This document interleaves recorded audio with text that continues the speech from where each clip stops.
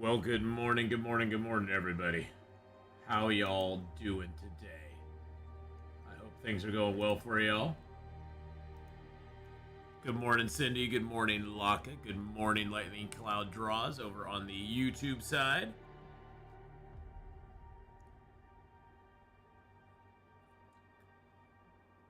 Are you ready for some 10-day starts on Interloper? We're going to be starting up a new series today. Some new runs. Like for the next couple of months, we're going to be doing this. We're going to be doing like a run every week. We're going to be starting on Interloper at various differing spots within the game with the new, Last Horizon update. There's been some changes. Why new? Because we've played out the 600 and some day run that we currently have. We've played that out on our. We've finished all the Signal Void quests. We've mapped all the regions. We've done everything we can. So we're gonna just do this for a little while because I plus new runs, new Interloper runs are always fun. Why new? Why not? Exactly. The magic of a new Interloper start. Exactly, Takeetta. Yes. Magic of a new Interloper start. So we're gonna be running some new Interlopers for a little while, and we're gonna basically each week just start a new one up, run it for like 10 days or so, and just kind of recreate. I did it a while ago. I did a series of videos that went up on YouTube as well as here on Twitch that were like my ready to go guides. They're kind of outdated, so this is sort of my new ready to go guide series for the new updates, basically. And how you doing, Prim? Thanks for the ghost there, by the way. So we're gonna start a brand new Interloper, and then on the weekends, of course, we're still gonna do Misery Run. The Misery Runs are still gonna be done on the weekends. So, but this just will kind of step people through. Kind of show them my thought processes, and if you're watching on YouTube and it's a later on one, always feel free to leave a comment, ask a question, anything like that. I see all the comments on YouTube. I read all the comments on YouTube, even if I don't respond to them all. I read like 99% of the comments on YouTube. So feel free to leave a comment. If you got a question, I may just respond as well. So, hey Hydroshot, how you doing? Gary Yell, how you doing? Takeetta, hello, Doc Boy. Yo, I'm on YouTube now. Doc Boy in the house. My son wants to know if you play the game Once Human. Yes, I have actually played the game Once Human. I've played it a bunch offline, Laka. It's like one of the few games I play offline that I play, not on stream. And I'm at about level 47, 48 now. I might play a little Once Human again. I actually enjoy Once Human. It's a lot of fun, but it's not a very good streaming game. Let's put it that way. It's not a very good streaming game, but I have played it and I enjoy it a lot. It is what it is. It's not a very difficult game as far as like the combat and stuff goes. It's not like hardcore like an Elden Ring or something, but and there's a lot of minutia to it, but it's basically a mobile game on a computer. That's the best way to sort of look at it. Once Human is a mobile game on a computer. It's free. They want you to buy stuff. They want you to buy cosmetics and all this other stuff.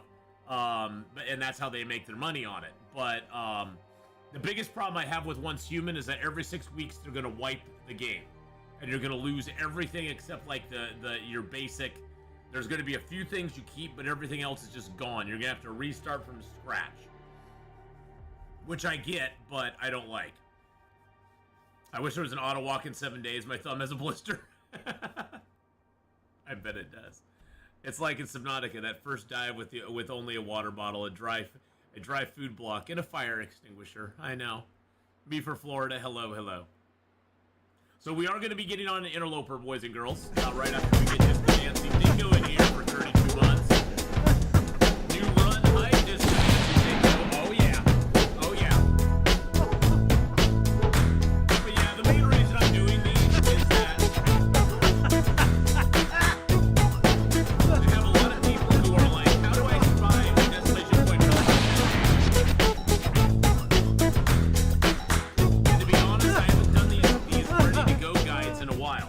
mine are kind of outdated at this point because Discadancing there's been a Gingo lot just of changes. resubscribed for 32 months. New run hype.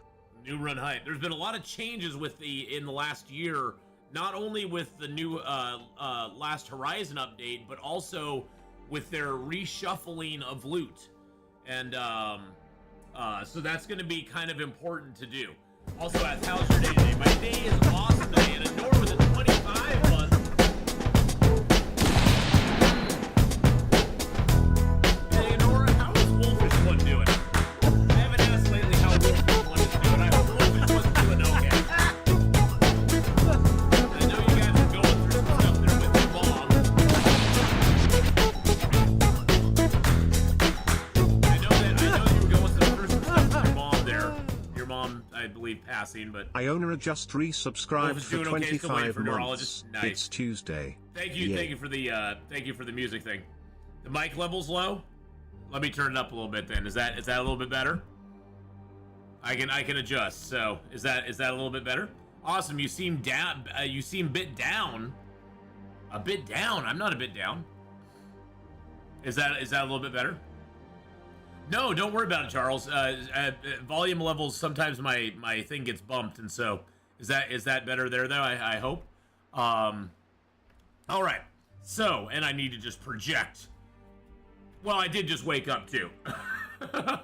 I did just wake up like an hour ago, so maybe even less than an hour ago. I got good rest though.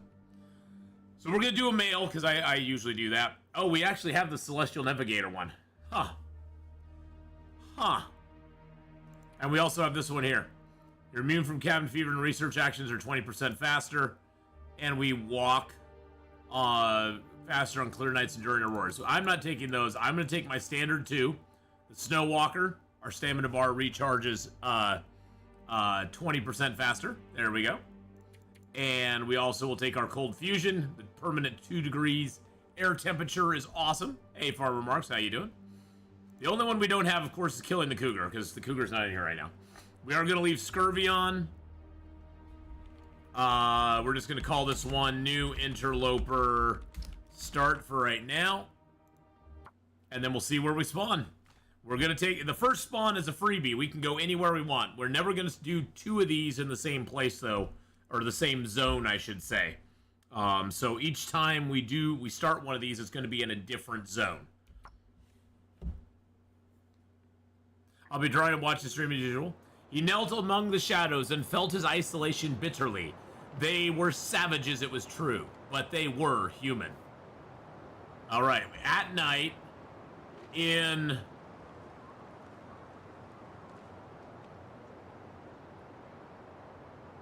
Blackrock? Forlorn Muskeg? I think it's Forlorn. Yeah, it's Forlorn, okay. This is an interesting start. I'm not 100% sure where we're at. Interesting.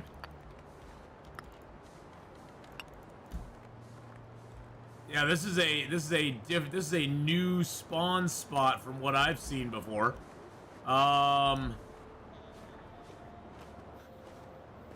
Interesting spawn spot. Oh, you know where I know where we're at. There's the path going down to the, I don't know if we can get, I don't know if we can get over this way, unless they changed it. There's the path going to the forge right over here. There's a body right here. This body, long time ago, this body here used to spawn wool mittens, which was pretty wild. It was a very rare spawn, but you can sometimes get the wool mittens. Yeah, there's the bear over there too. There's the bears. Well, this is going to be a tricky. Cold is making my head feel thick. This is going to be a tricky. I don't know if we can get over here.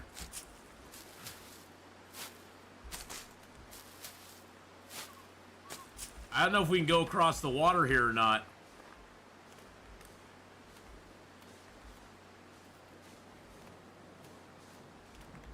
Nope.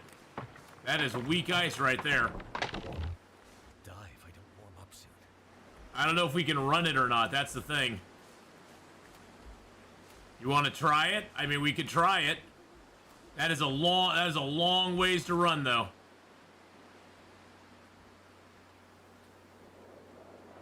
I don't know if we can get Mr. Bear over there to be nice to us, though. Nope. Hey, we had to give it a try.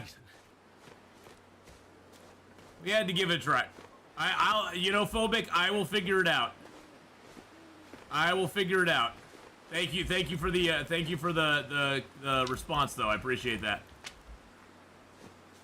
Like I said, this is a new spawn that I've never had before, so that's pretty cool.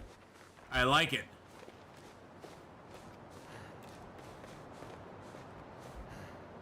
We'll be okay. Don't worry about it. It's all gonna be fine.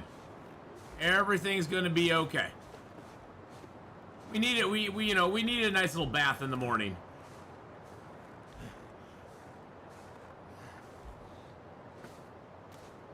See, everybody likes it when I do stupid stuff on Interloper. So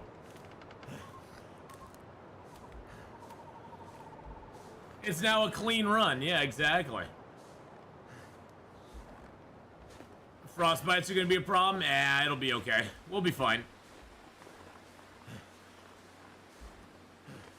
The hill next to the body, you can go over it.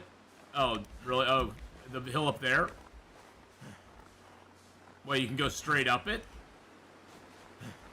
Are you talking about the bot? Okay, well, we'll go back. We're gonna die on this run anyway, so let's just go back and see what we got here. I'm not really sure. This area here used to be impassable. There used to be no way to get by on this side. But that was a long time ago too, and they probably have reworked it since then.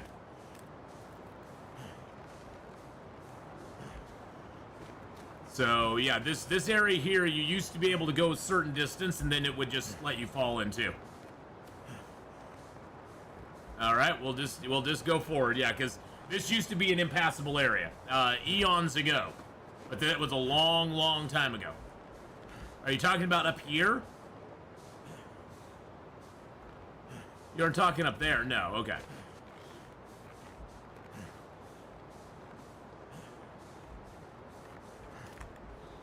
You are talking here. You're talking here. Yeah, this used to never be that way. This is as far up as I can go.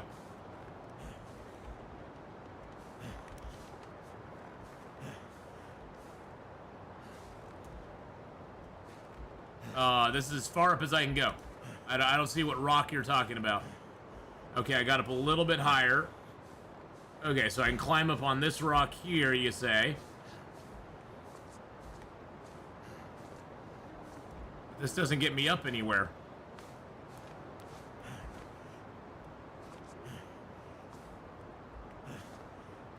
Yeah, good God, this is so annoying. I could have walked all the way around this already.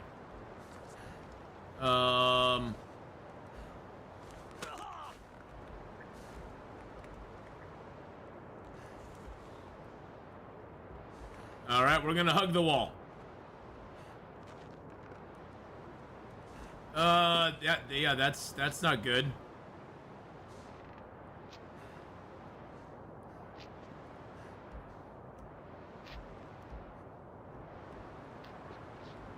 Alrighty.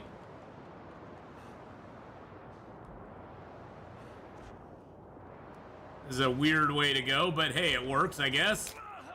And we just sprayed another item. Nice. Alright, so we're going around. We're going around here. Whoopsie daisy, that fell down a little bit. That may have screwed us up. That may have screwed us just a little bit. We'll see. We're probably gonna run into a wolf and die anyway, so. Probably run into a wolf and die anywho's.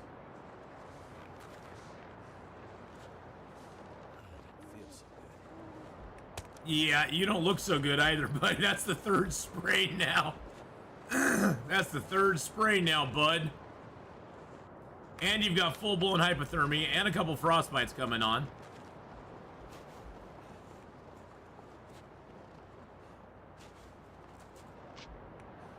You ain't in such good shape there, buddy boy.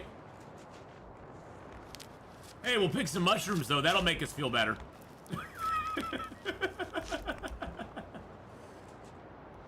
We'll pick a few mushrooms. That'll make us feel all better.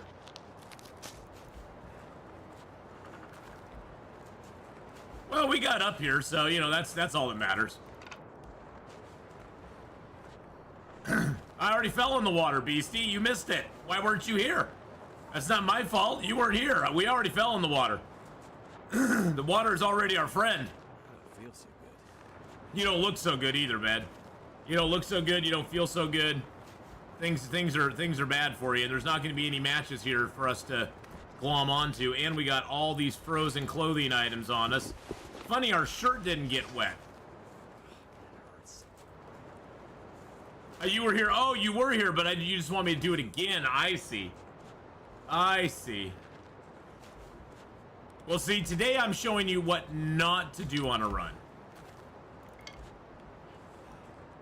Now, there's probably a wolf up here guarding the prepper's hatch.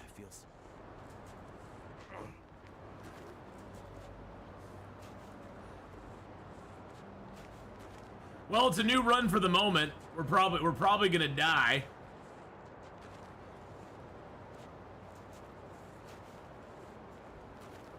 All of our clothing's frozen because we fell in the water.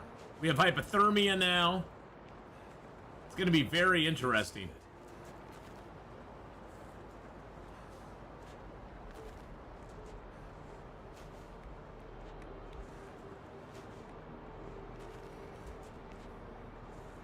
And the hatch is probably not going to be that warm for us, to be completely honest.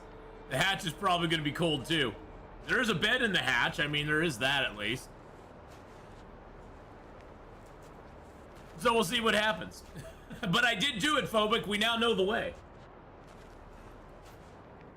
We now know the way. This is the way. It's still going to be cold in here, though, I bet. Yeah, it's -3 in here. Is the bed?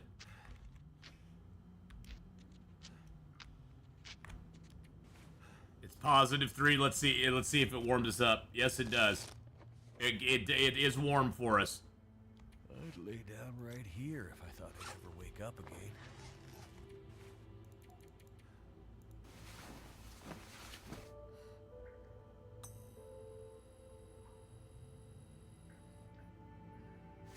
Not a good start, boys and girls. Not a good start.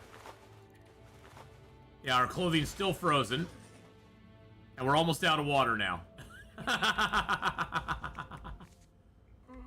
Cardboard boxes, beds, pillows. I'm just seeing if there's any other stuff in here. I don't see any other stuff. Cardboard box. Nope, we just gotta go. No, we're just gonna die. I mean, that's just sort of how this run's gonna go.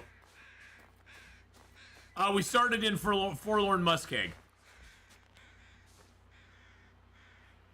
Unfortunately for us, yeah, our hypothermia is really high, so our frostbite's really high, and we've got hypothermia for 24 hours.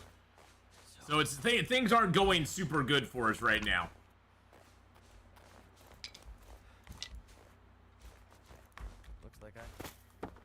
That was not what I wanted to do.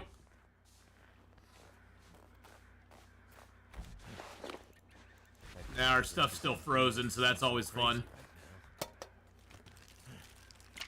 We're gonna die, just like I like this plan. I don't like this plan. Maybe we'll get lucky and find a free box of matches here. Nope. Hey, we have to look, you know.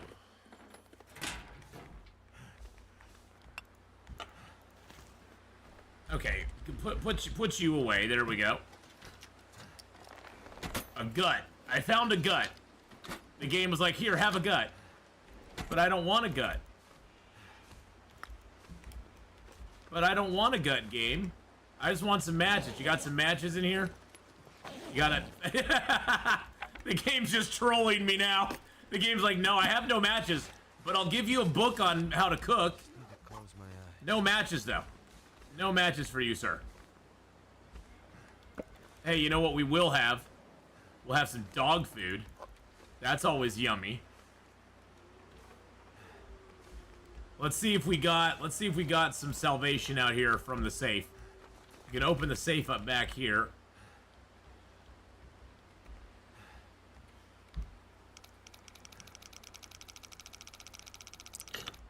So 37-ish. 35. Okay.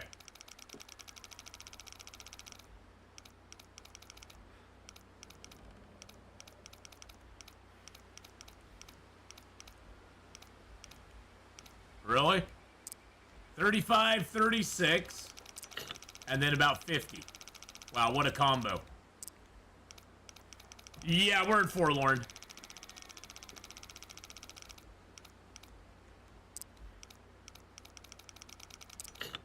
Oh, it's 48.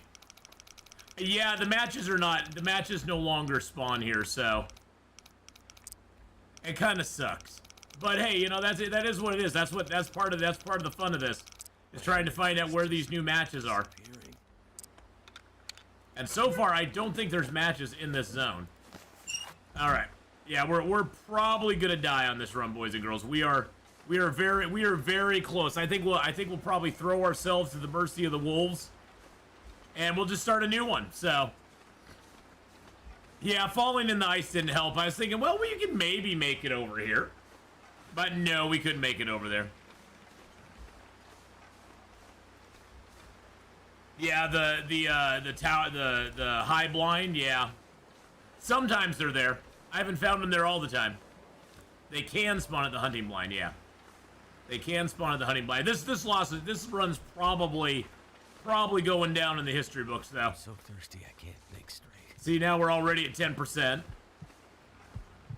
Because we got hypothermia and stuff, so we can't really do very much.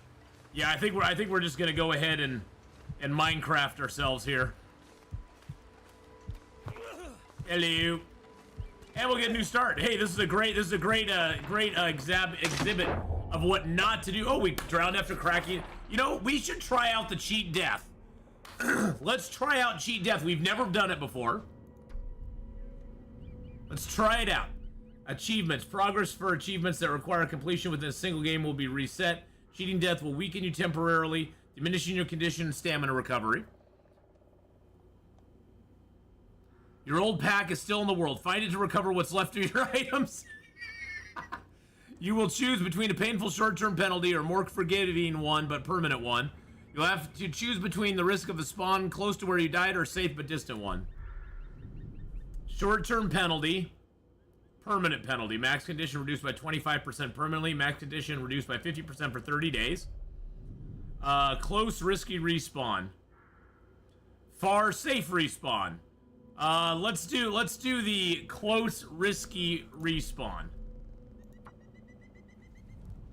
I don't know. Oh, look, one of our fires went out. We've never done this before, so it'll be interesting to check this out and see what happens to us. I'm just curious where we're going to spawn.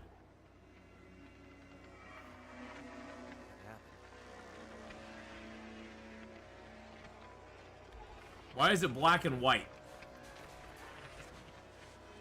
Oh, our wet clothing was in our bag, so all we have is a shirt now. All we have is our shirt, boys and girls. Maybe you could find a place to rest.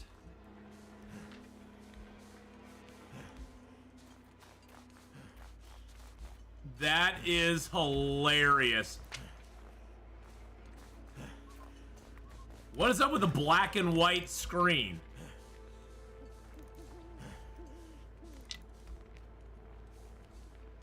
Wait. I'm so cold. What is up with that? That is weird.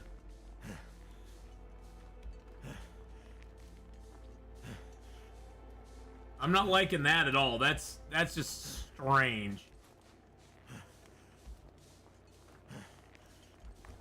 I'm not even entirely sure, 100% sure where we're at in Forlorn Muskeg. We're still in Forlorn, right? Yeah. Cheating, death penalty, weakened state. Those are the two that we have right now.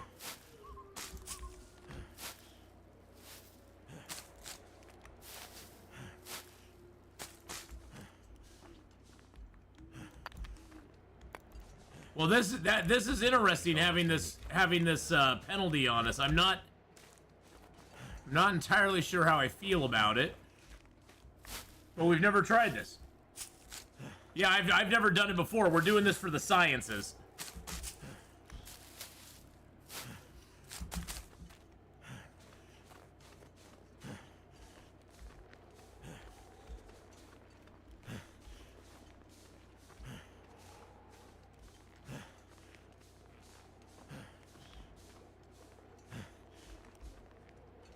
Yeah, it's so weird playing in this mode because I'm used to being able to, like, visually see where I'm going. It swapped us into night for some reason. I don't know why. Yeah, we're over by... Oh, jeez.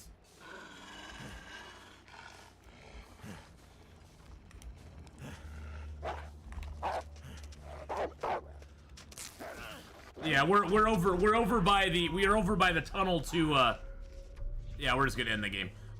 Yeah, we're over by the tunnel to Bleak Inlet, I think, right there.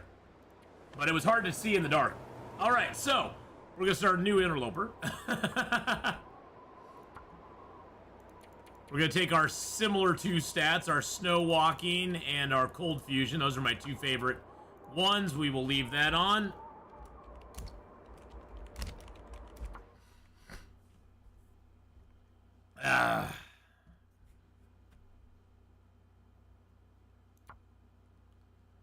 Yeah, I don't know what they mean by close, risky spawn. Extraordinary people survive under the most terrible circumstances, and they become more extraordinary because of it. Did it spawn us in the exact same... No, it did. Oh, we're in Ash Canyon. Ash Canyon start, boys and girls. I know exactly where we're at.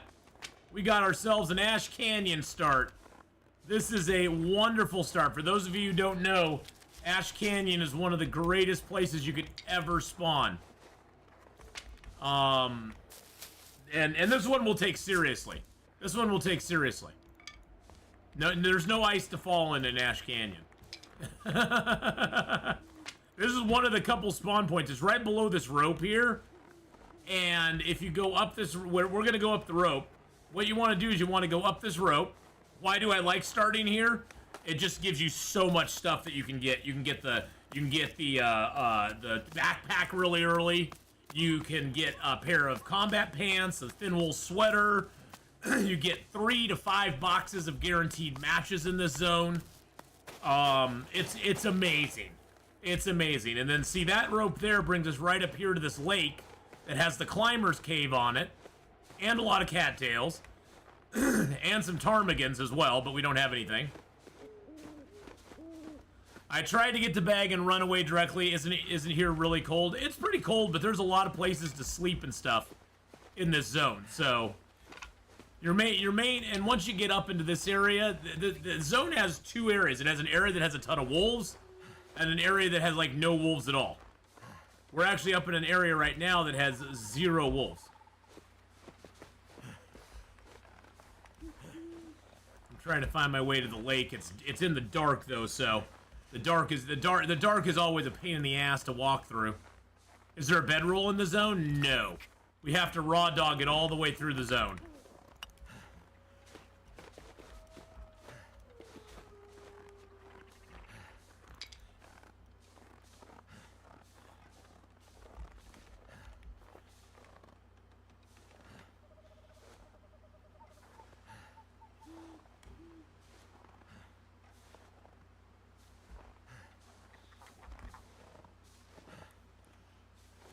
I hear them.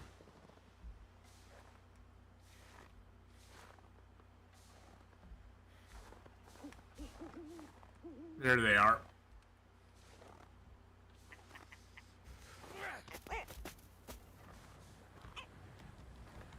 But we can start getting ptarmigan feathers because there's a ton of ptarmigans in this zone. All right, here we are, right at the climber's cave. That's awesome possum sauce. Let's go to the climber's cave. There's some wood here usually, and usually there's a few little items we can grab. Very dark. I am seeing this. You guys get to use night vision and see that, though. Let's see. Campfire, salty crackers, tin of coffee, candy bar, backpack here to search. For firewood. Nothing else here. Oh, pry bar. What? Well, that was worth it. That was worth it. No, actually, we're about 2 minutes into the new run, Michael. We had a very short run where we spawned in Forlorn Muskeg. Promptly tried to cross an area we shouldn't have been crossing. Fell into some ice. Died. We tried the cheat death thing, which I don't think's worth it, to be honest. We tried the cheat death thing. Which was really bad, and now we're starting. Now we're starting an actual official run. And we're starting here in Ash Canyon at night. I have night vision on so you guys can kind of see what we're doing here.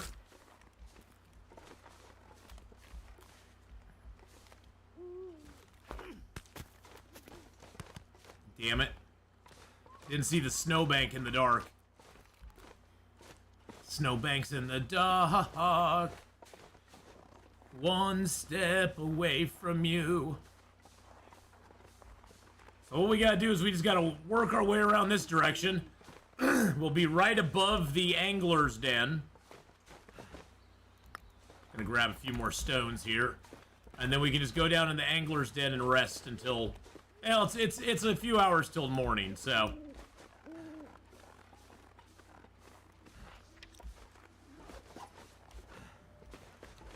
Try to get a few sticks that I can see out here, if I can see them.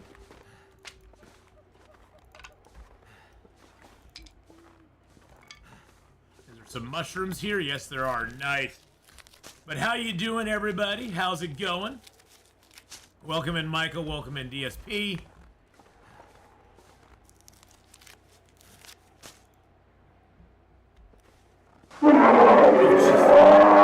I personally really like this zone for a start zone. Usually it doesn't start me at night in this zone, but after our night run, our endless night run, I'm kind of used to walking around in the dark now.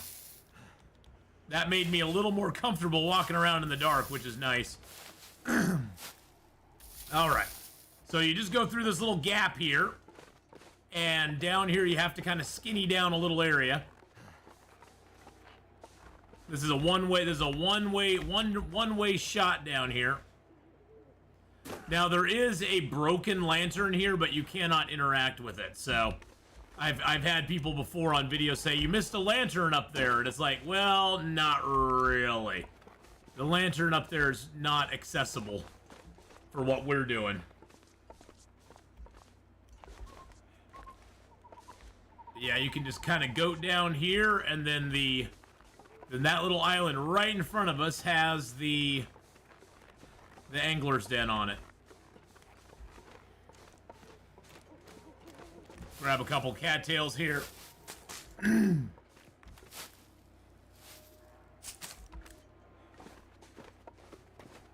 just gonna get inside because we are a wee bit on the cold side right now. It's actually warm in here. Let's find the... Oh, we'll see. We can search the trunk. Why not? Nothing in there. I have no matches, so... let's just break down the cardboard box.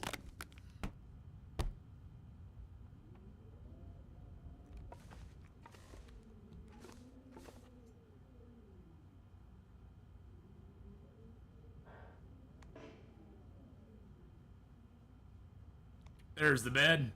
Woo! We found the bed in the dark.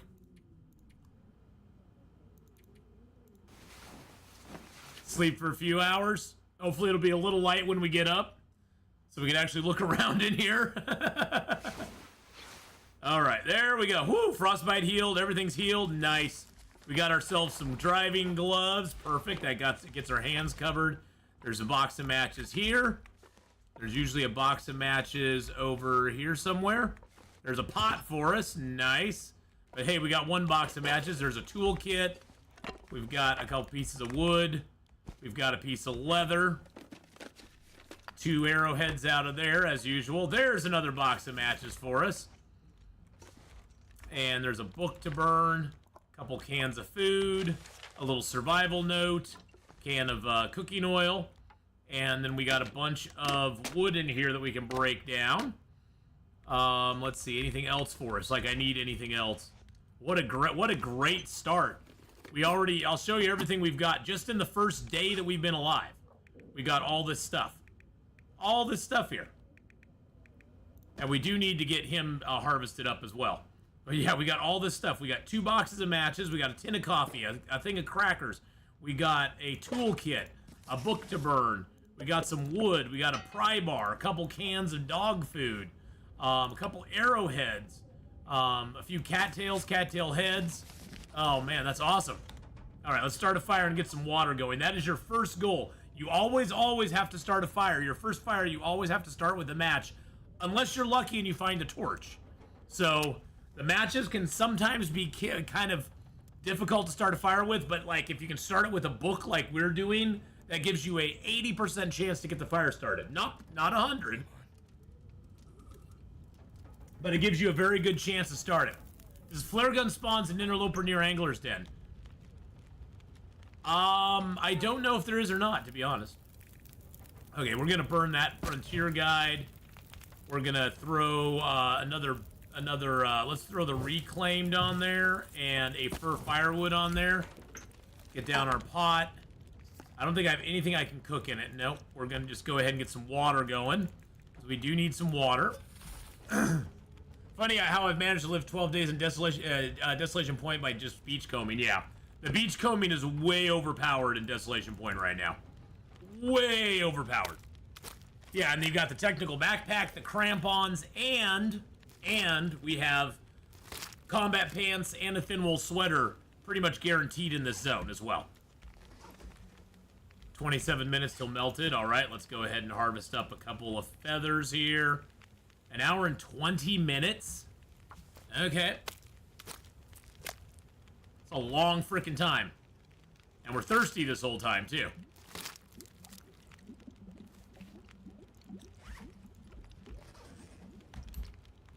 Alright, there's some agua for us. Nice.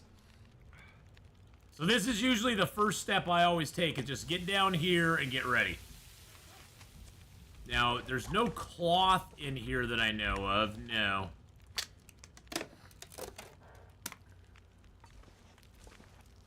I saw it left of the broken lamp on the edge in Stalker, and I don't know in Interloper. You can see from down here, but you can't reach it.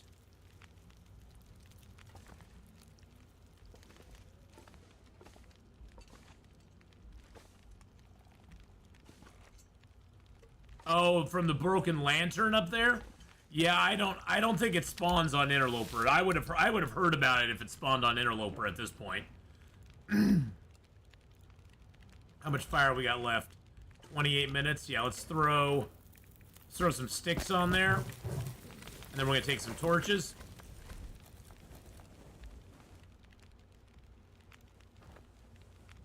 This is a quick surgical strike we're doing in this zone today.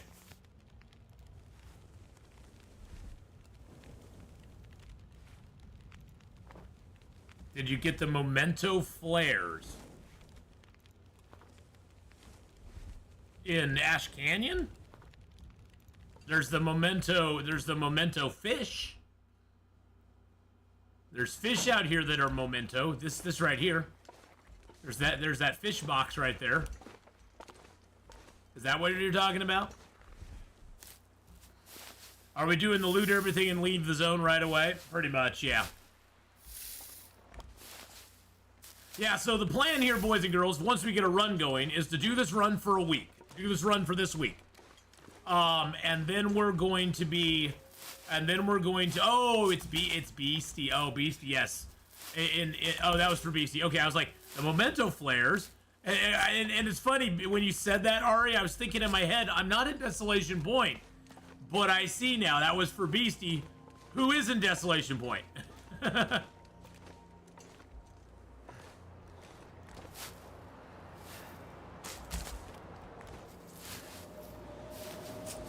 Okay, this is not good.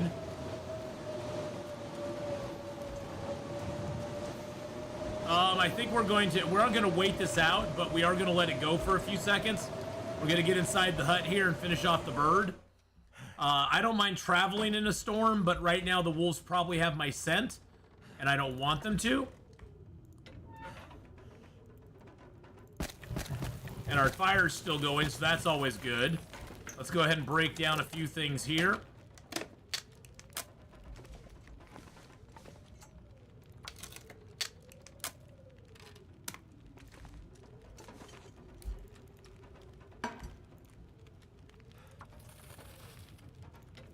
And then we'll just build this fire up a little bit.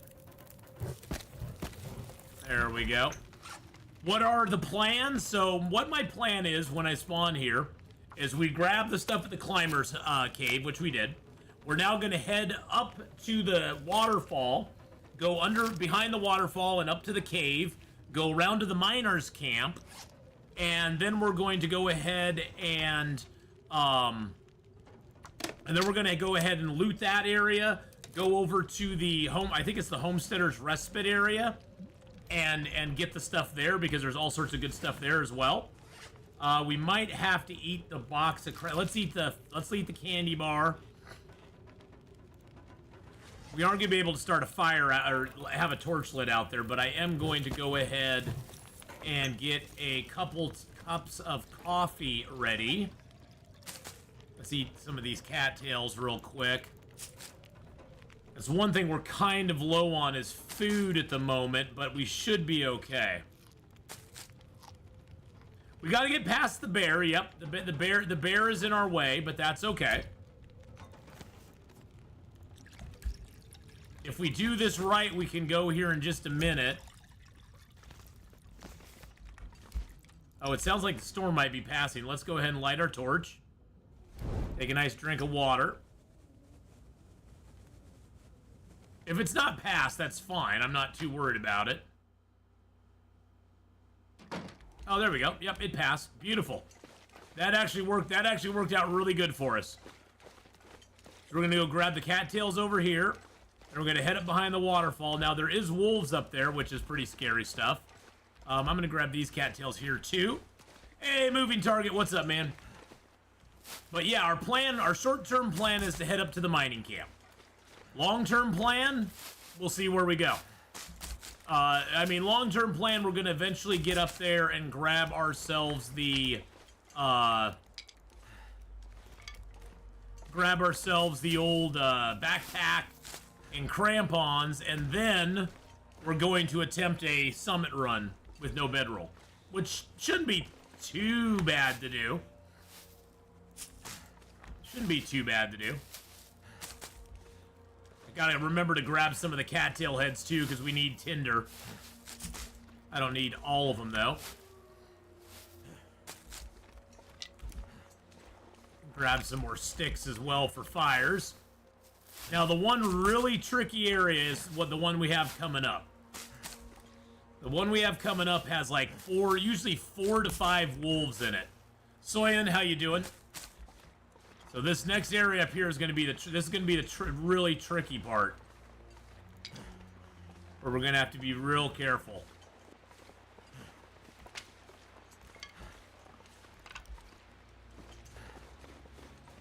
Those wolves over there I know about all the time. Oh, geez, there's more cattails over there, too. Where's the next possible bedroll? In Pleasant Valley.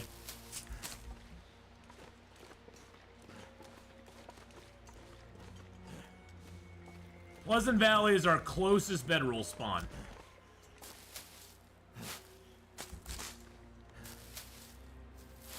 There's several wolves over here, as a matter of fact.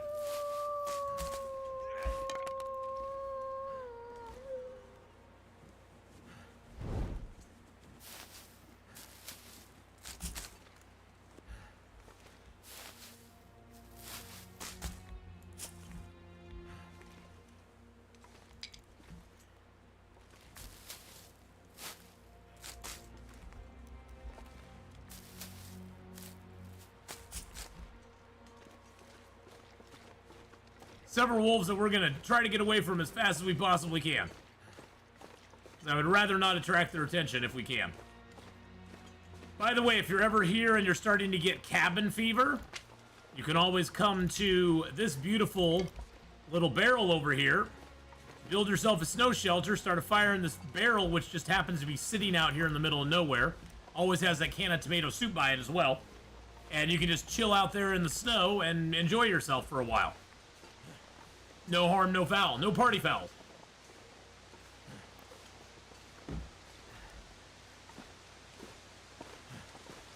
A blizzard for you? Yes, please. But yeah, Tegeta, the next possible bedroll is in Pleasant Valley, because there is no bedroll in this zone and there is no bedroll in Timberwolf.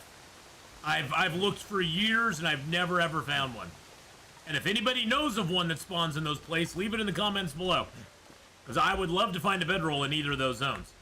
But yeah, Ash Canyon and Timberwolf, to my knowledge, have no bedrolls.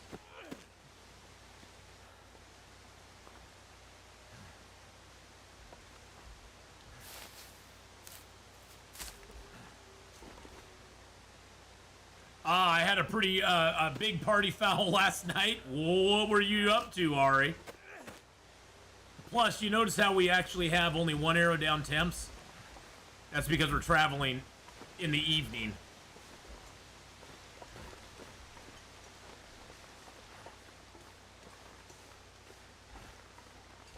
I already see a wolf up there. That's fantastic.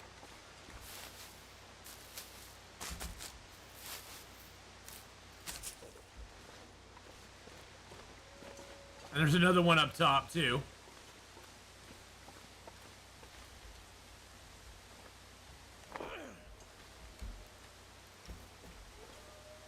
I sort of want to bring him down here, if I can. Okay, there's one wolf.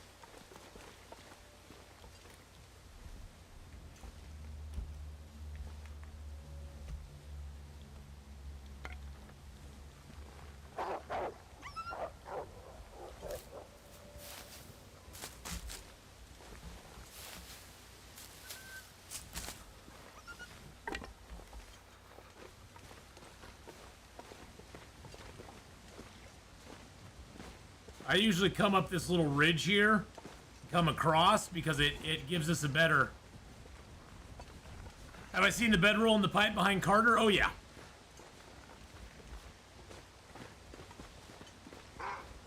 Oh, yeah, look at all the wolves. Look at them all. Oh, there's two of them here.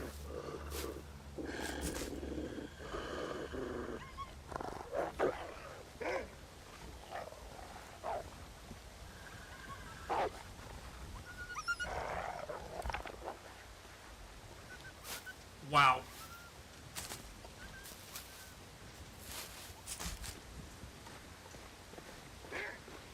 A lot of wolfy boys.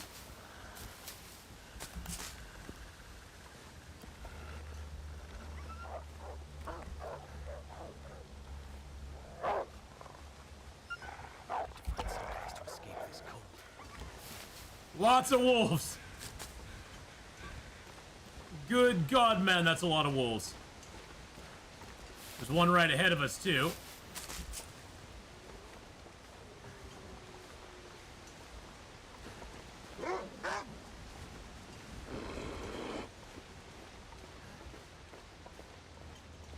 Split in the middle, right down the middle. Run, run, run, run, run. There's something you can't do, Mr. Wolf. Well, maybe you can. I don't know. Woo! Oh my. Oh my.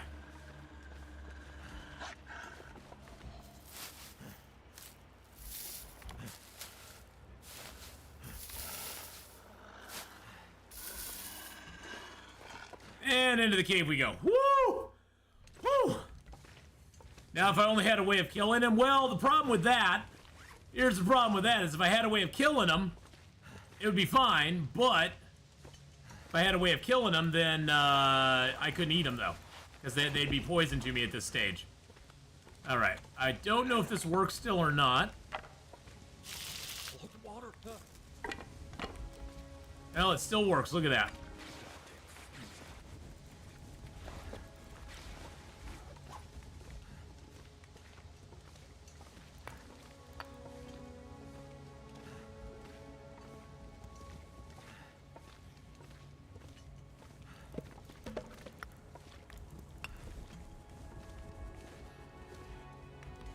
Can I get through here? Thank you.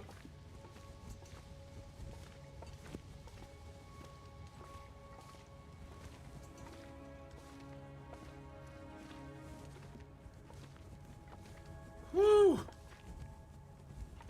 I mean, you can't eat them just a piece or two. I don't even risk that.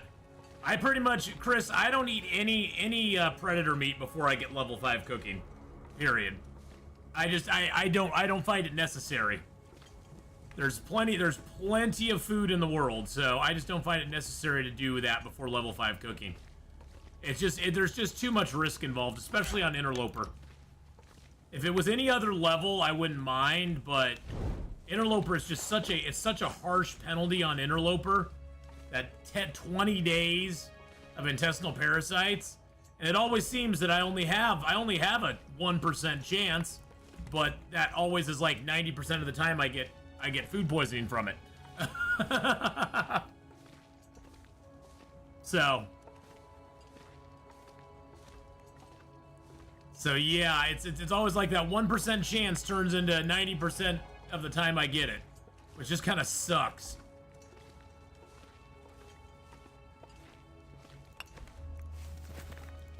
Well, at least we got lots of wood. Hey, there's the box of matches. You were just saying you always get a box of matches here. We got a box of matches, guys. We did, Panda AZ. We got the box of matches. I know, it's fuzzy math. It's fuzzy math, so what can you do?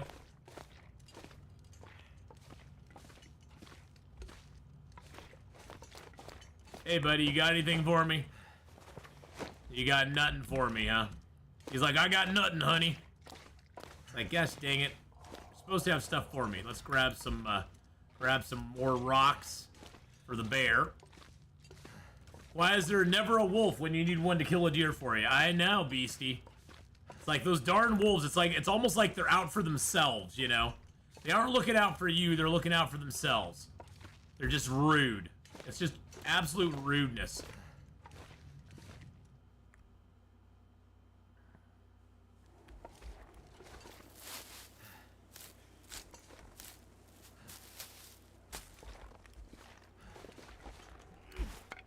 Okay, this is our crappiest torch.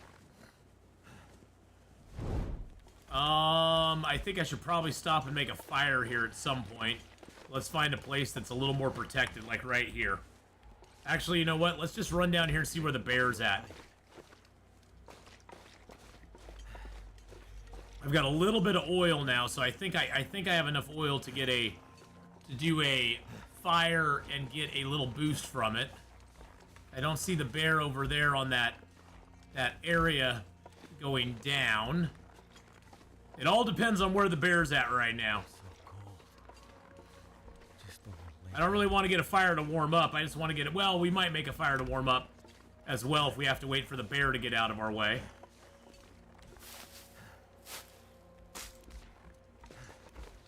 I always jump over to this little place here because the bear can't get up here, so you can sort of gauge it.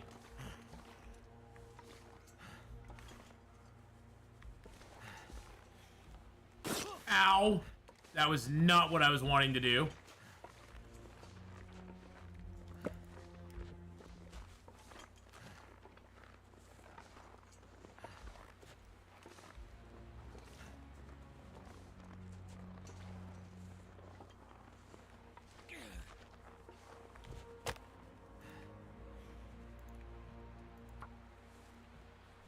Oh my goodness. Well, that was not what I was hoping to do. That sucked. Come on, little fire. I think I hear the bear. Looks like it worked. Let's throw let's put a piece of coal on there. And a few sticks on there.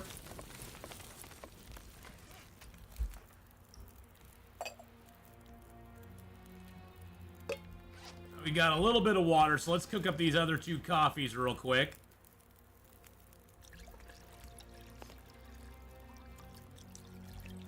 Yeah, that kind of hurt a little bit. I don't have any cloth to make bandages with, but I can make a rose hip real quick.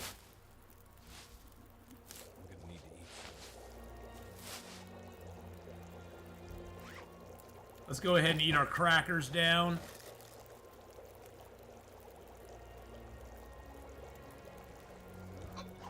Drink one of the cups of coffee.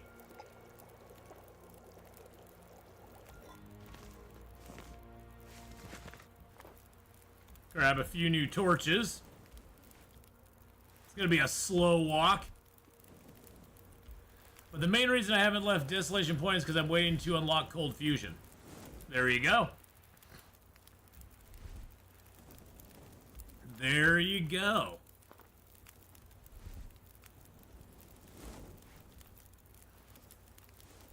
That's always a way to go, Beastie. Get that Cold Fusion unlocked.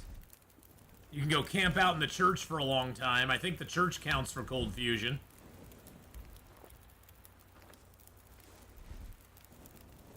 Yeah, we're getting a bunch of torches out of this fire.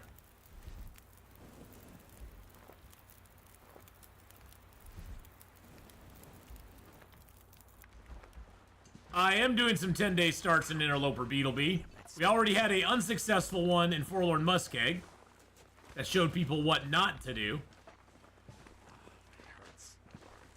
And now we're trying to have a more successful one here in Ash Canyon. As you can see, the bear tracks are going away from the cave. We're going to try to sneak around here and try to get past the bear. We have no run speed available to us, so that kind of sucks.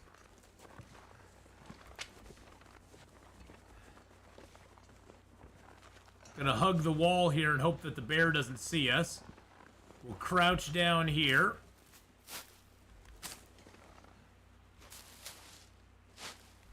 But yeah, the church is really good for that because the church is a weird. The church is much like the Mountaineer's hut. It's indoors, but it's indoors for the purpose of doing some curing inside of it, but it's outdoors as well. No, we're just doing a normal 10-day start. And we may go longer than 10 days. It just depends. We're gonna basically, we'll call it the 10-day starts, but we're gonna basically play this character. Oh, the bear was right. The bear was right over there. You can see his butt. You can see his butt going on the other side of that rock there. That's perfect. We'll call them the 10-day starts, but we're gonna basically play them we're gonna do one start every week. And we're just gonna play it through for either 10 days or the amount of time that we're going to play it. And then we'll move on and do a different start. But we're just doing the normal things we do in this zone. We're just, basically, it's just showing people how I personally choose to play in a zone.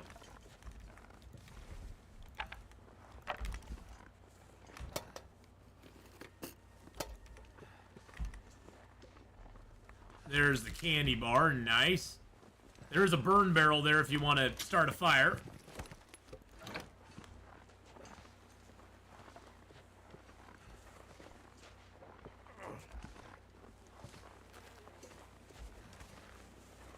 I don't think there's anything around the outside here except a little bit of wood.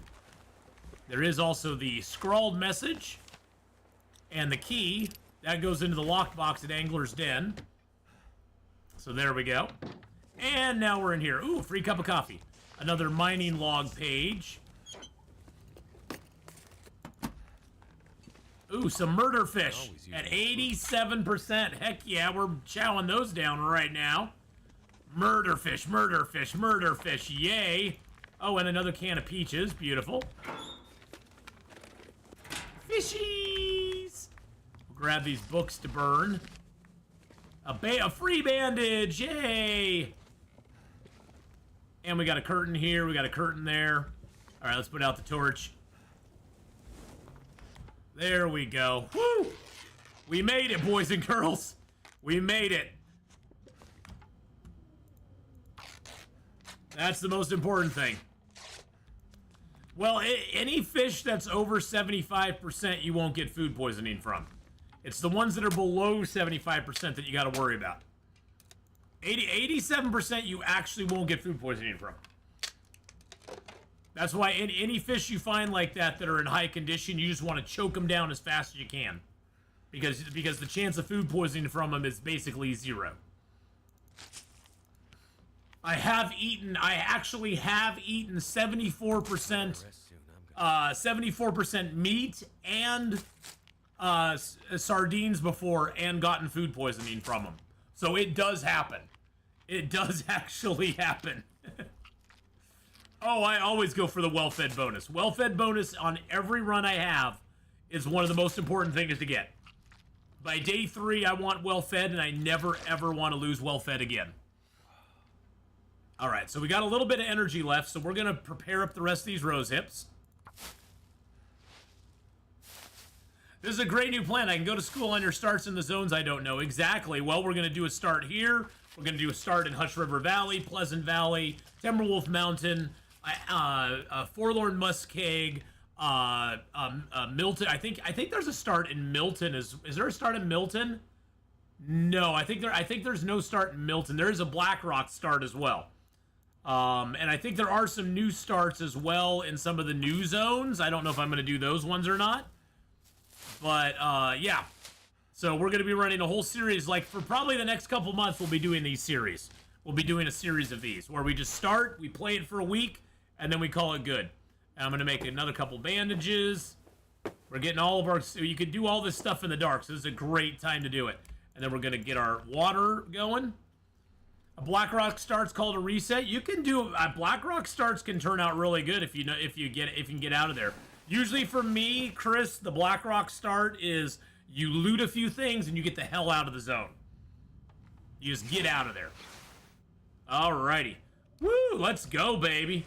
Let's go. It sounds like a storm going on outside. That could actually be good news for us. Okay, so what we're going to do is we're going to leave some stuff here because we're coming back this way. It's the one thing I hate about this is I have to backtrack, but it'll be okay. We've got the cattails on us. We're going to drop the canned food because I'm not going to eat it right now.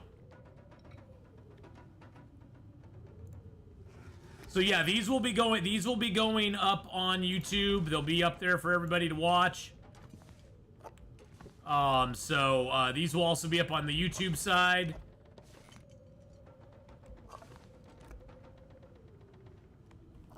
And actually, now that I know where I am,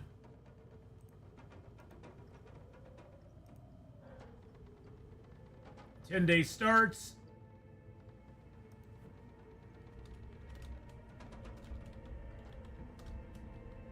Ash Canyon start. There we go. There we go. Alright, I'm also going to drop some of the wood here. Because we don't need it all with us. I'm going to drop the fur. The nice thing about this route is there's always tons of wood on this route. I don't need all these cattail heads, do I? I'm going to leave the arrowheads here. I'll leave a couple of the books here. Leave a few of these cattail heads here. We just got to make ourselves light so we aren't overburdened. I know, it's day 2 and I'm already worried about weight. We don't need the pry bar or that. I don't need the stones right now up here. Sounds like a nice storm's going on outside, which actually is really good news for us. Really super good news. I like that new start smell. There's something to be said for the new start smell, my friends. There truly, truly is. We don't need all of these torches up here either. I'm going to leave most of these here. Actually, you know what? Let's leave the higher quality ones and take the lower quality ones. Those are mainly just to start fires now. Alright. It's a nice little storm outside, which is good because that means the bear's not going to be around, hopefully. Which we have a little more freedom to do a few things here.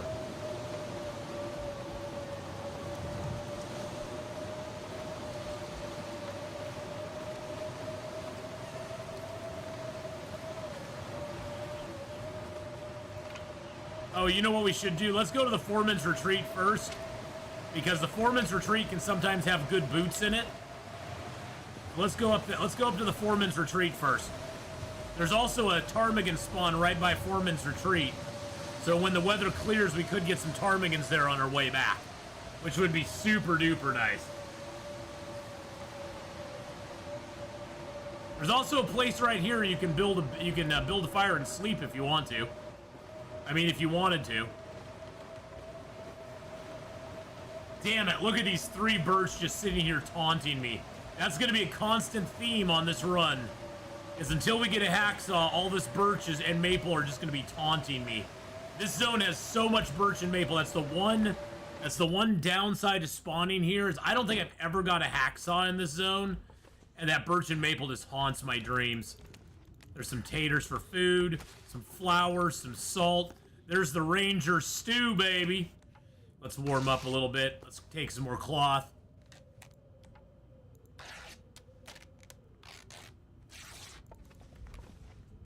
All right.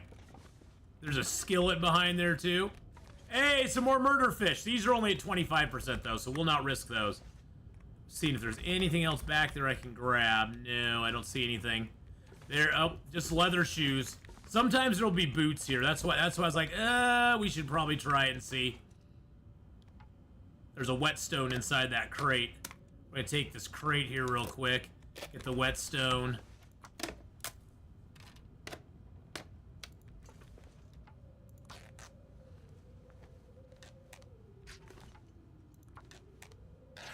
Yep, the curtains are nice, and it also lightens it up in here, too.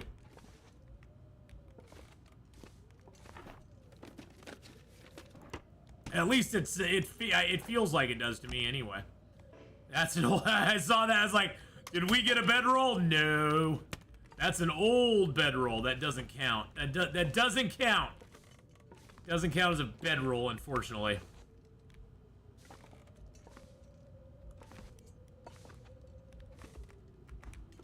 Alright, not a whole lot else in here.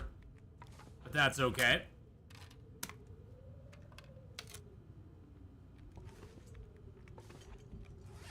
Alright, we're only at 22. We got some food and water. We got flour and that on us now. That is great because once we get cooking 3, we can start making stuff.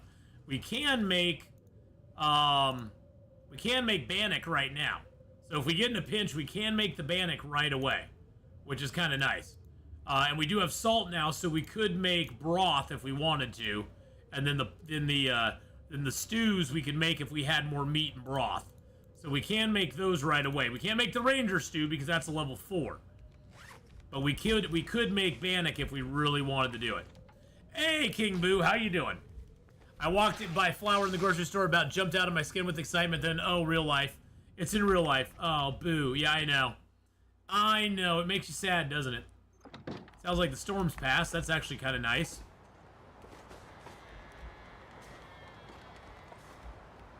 Yeah, the ptarmigans can spawn right in here, but they aren't there today. Alright, so we're going to head over to the...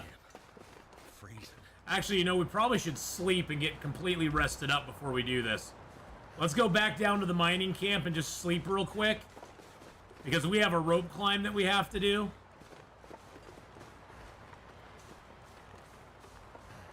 And we've already passed the bear, so it shouldn't be too big of a deal. We can also drop some stuff off here. What are the 10-day starts? So basically, we're going to play this character for 10 days and then start over. I call them the 10-day starts. You could call them the ready-to-go guides. We're basically every week we're going to be starting in a new location and just showing everybody how I survive starting in that new location. I'm going to leave... Actually, you know what? Yeah, I'm going to leave those here. We'll rip those up on the way back. I'm going to leave the leather here. Some of the cloth here. We do have a sewing kit. I thought we got a sewing kit. Didn't we get a sewing kit? I could have sworn I got a sewing kit. Or maybe that was last run when we died. Well, I get a lot of people, King Boo, who ask, well, how do I start in... say Desolation Point. How do I start in Forlorn Muskeg? How do I start in X, Y, or Z zone? And so I figured this would be a good way not only to have some fun doing new starts, because Interloper new starts are always amazingly fun, but it would also help be instructive and help people kind of, you know, see how I do things, you know, see how I approach the game in certain instances. There we go. Oh man, my nose is running like crazy. I need to go get a tissue or something. There's a bear right behind here. There's a bear right there. And he did not see me. There's a bear. That's a bear right there. All right, let's just rip these shoes up while he's dinging around out there. Wow. Yeah, we'll do Forlorn Muskeg again. Oh yeah, for sure. For sure.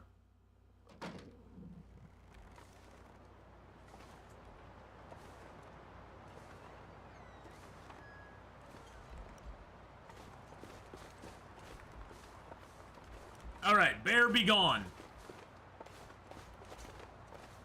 Let's go.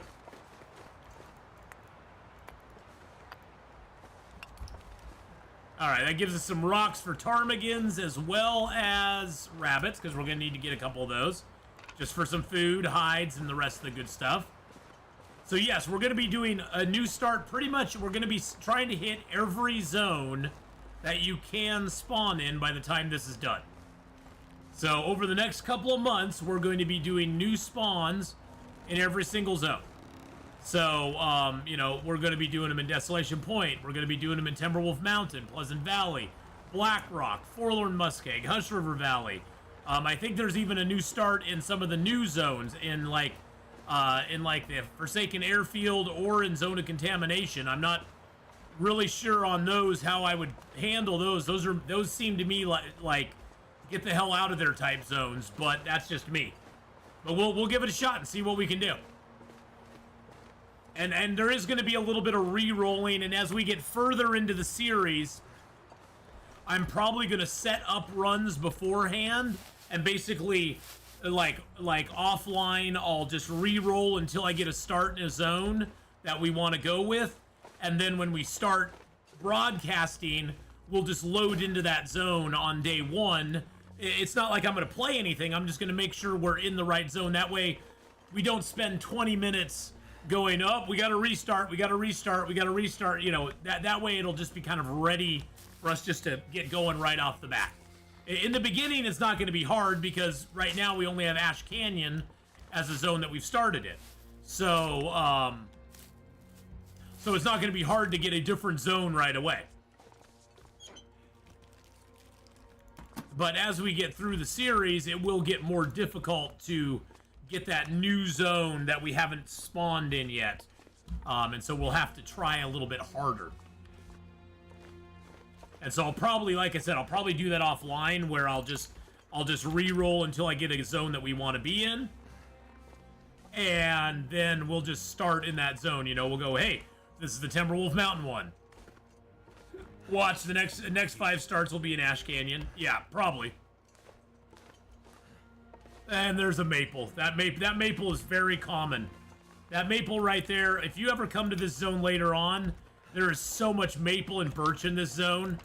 You could walk out with probably like 5 to 6 maples, probably 10 to 15 birch if you do this zone correctly. We're gonna grab a bunch of sticks here because you always need sticks.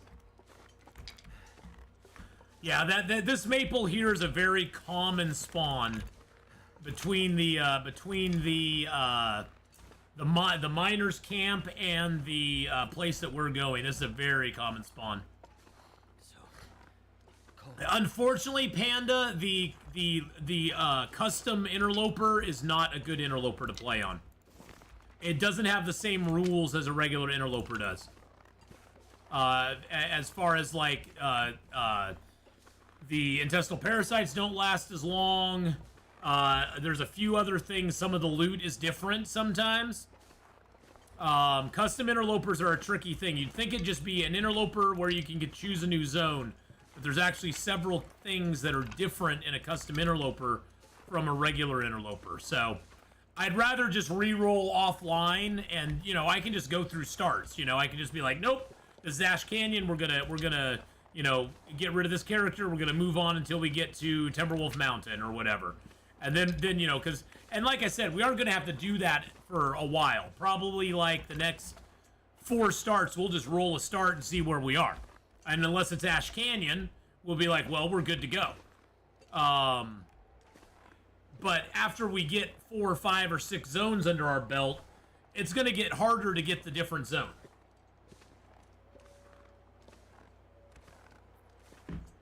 Does custom give standard spawn points? Yes, it does. Well, for Interloper. It's standard Interloper spawn points, yes. Oh, yeah, and you can get like 40, 50 matches out of Ash Canyon, no problem at all. This zone is great on matches. Now, sometimes there'll be Birch over here. Like I was saying, I love this zone, but I hate that I have no hacksaw. That is now like, oh, what? 6 to 8 Birch that we've seen so far that we can't do a damn thing about. Yes, you can get knives and hatchets on custom Interloper spawns, too. We started in Forlorn and we quickly died. Because I fell in the water and got hypothermia. So if you want to see me die, go back really early on this video, and you'll see me fall in the water. I sort of YOLO'd it onto the ice, and I fell in the water and got hypothermia, and then I quickly perished after that. And then we did try the new cheat death thing, and the new cheat death is interesting. I don't think I'd ever use it, but it does seem like the penalties are pretty bad. You can either take a permanent 25% off your health forever, or you can take a 50% off your health for 30 days. And if you take the 50% off your health for 30 days, it appears that you play in black and white for the 30 days. I don't quite get that, but hey, whatevs.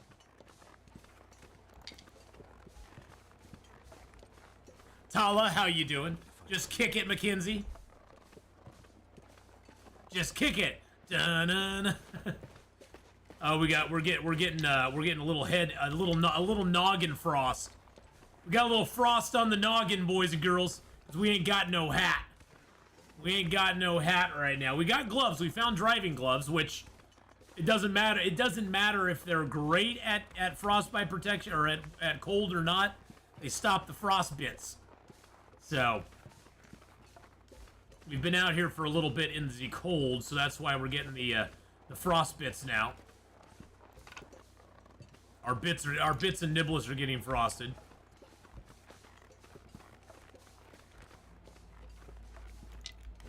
This is one of the reasons I came over here so light. This is I knew I was going to pick up a bunch of sticks.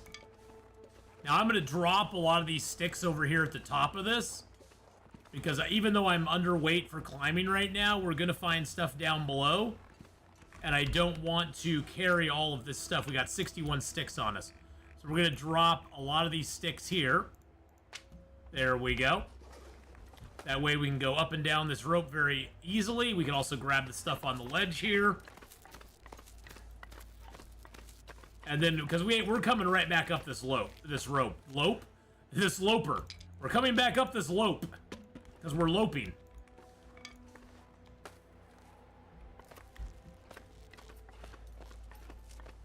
Free cured rabbit hide beachcombing is so good. If anyone in chat hasn't done a long-term survival and Desolation Point with beachcombing, give it a try. Yeah, beachcombing, the Desolation Point became a lot more livable since beachcombing got such a buff. Got such a buff.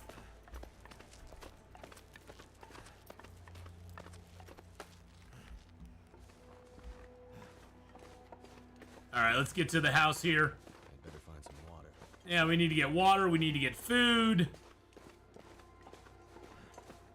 We need to get warmed up. Luckily, there's lots of food in this house.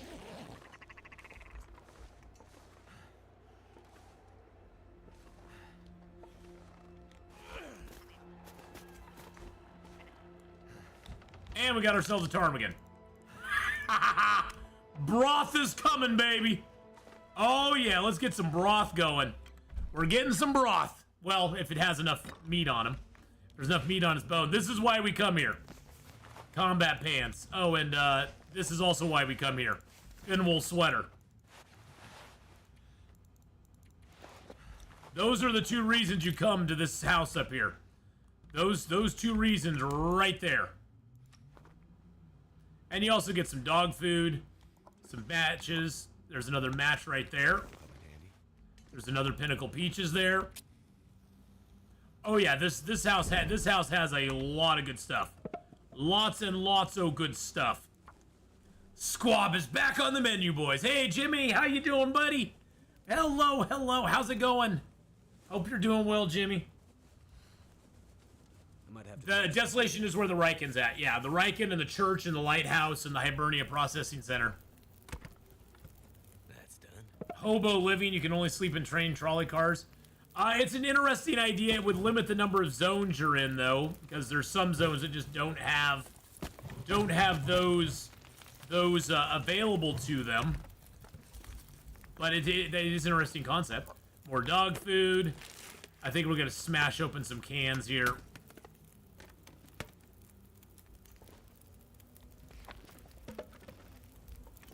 I just want to look around real quick. We do need to get some water going, so let's get that water down. Let's also go ahead and... Nah, let's not do that. Let's do the tomato soup. We got a little tomato soup going. Hey, Late Gaming, how you doing, buddy? We have to smash these open, which is not my preferred way of doing it, but let's go ahead and eat a couple cattails just to take the edge off. Just to take the edge off, and we'll drink a little water here too.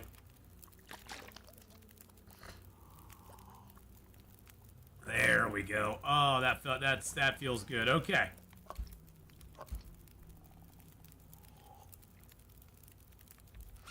Do I have any? Oh, okay. I do have mushrooms. Let's go ahead.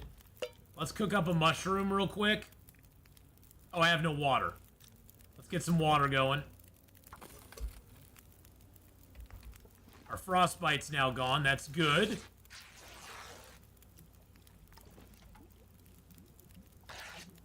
Get a little more cloth here as well. Hypothermia is gone now. That's great. Let's drink this water down so we aren't thirsty. Get a little bit more water going. Let's break this down and get the wood from it. Let's check our fire. How much fire? We got 2 hours left? Okay, perfect. Alright, that water has got 6 minutes till it's boiled. Let's go ahead and get a little bit of mushrooms on here. 22 minutes till boiled. Let's go ahead and harvest up the meat. Oh, he's got lots of meat. 44 minutes to harvest all that meat. Okay, let's just get that going. Let's get that done and get the water done.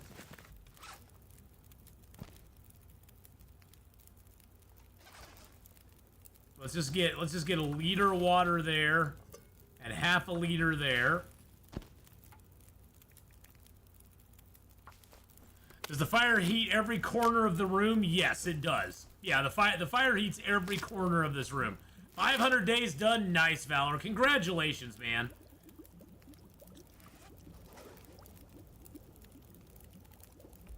Congratulations, buddy. That is awesome. Well, and also, yeah, see, we're all the way back here, and it's 39. And up, it does dissipate though. It's 39 back here, and it's 43 right by the fire. So there is a little bit of heat loss as you move around. Am I free for Friday? Unfortunately, I'm not free for Friday now. I am not free on Friday. I am not this week. I have plans Friday night to go out with my friend. So I'm not free on Friday. Well, unless she cancels on me again. And then I guess I'd be free. Let's not think that way, though. I'm not going to think that way. I'm not thinking that way. Alright, we got a little bit of food in us there. Let's smash these open and choke them down.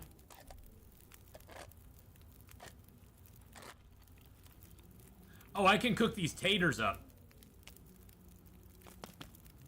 Potatoes. Boil them, mash them, stick them in a stew.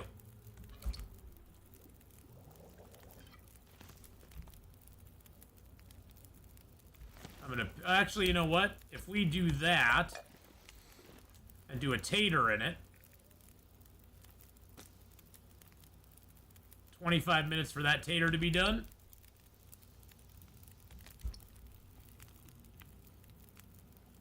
Good enough. All right, let's go ahead and put this on here.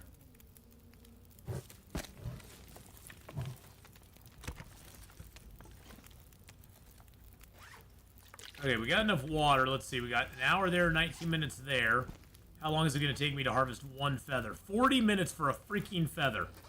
40 freaking minutes. Wow. We'll eat this other can of dog food.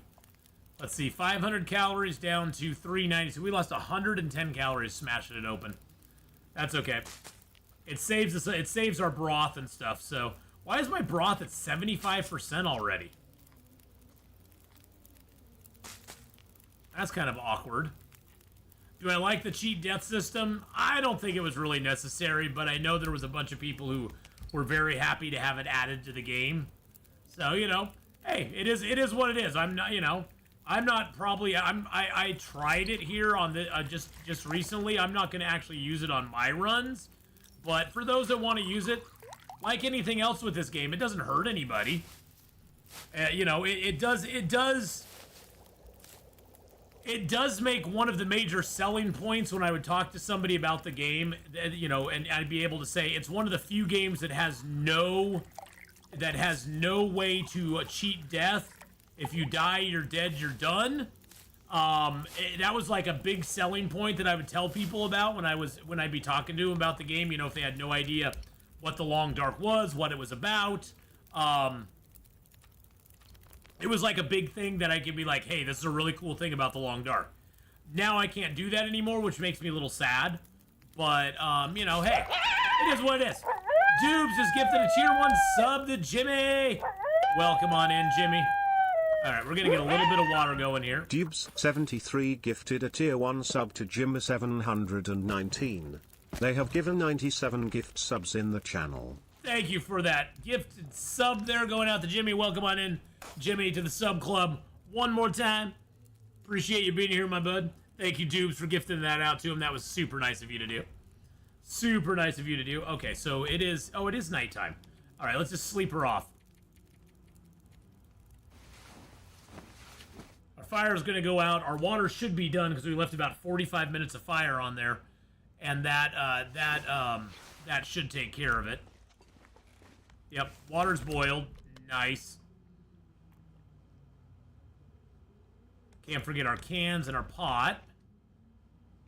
We have a few more curtains here to take down. Let's just break those down real quick.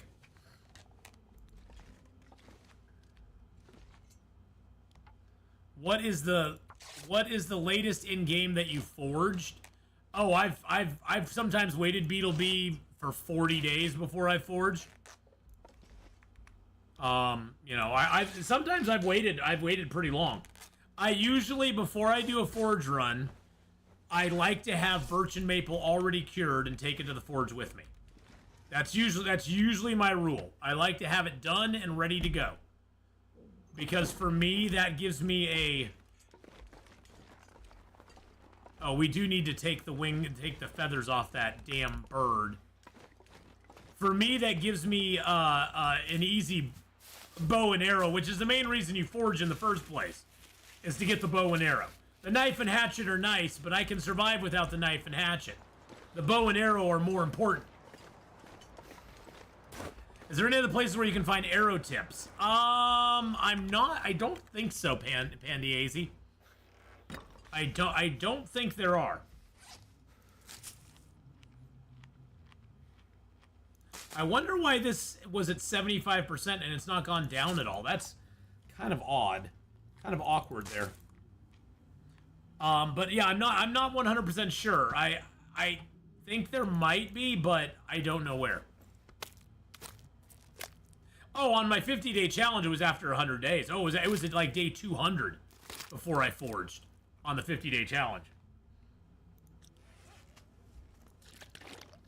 Yeah, it was a long time before I forged on the 50-day challenge. We're gonna drink one of our cups of coffee here.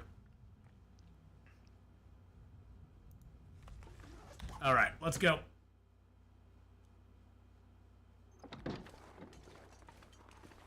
Yeah, Ash Canyon. Yeah, I think Panda was asking if there's any other places other than here.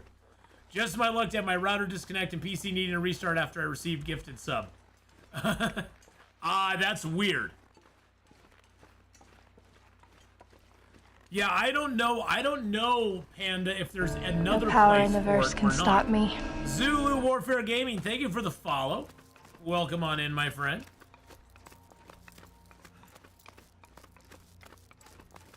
Hope you're having a great day. We don't have the crampons yet, so we're going to stop at the ledge here and just let our stamina refresh real quick. But welcome in, Zulu. I hope you're having a good one. Thanks for joining the stream. Today we are doing, we got the Ash Canyon start is what we rolled. So that's the start we are doing.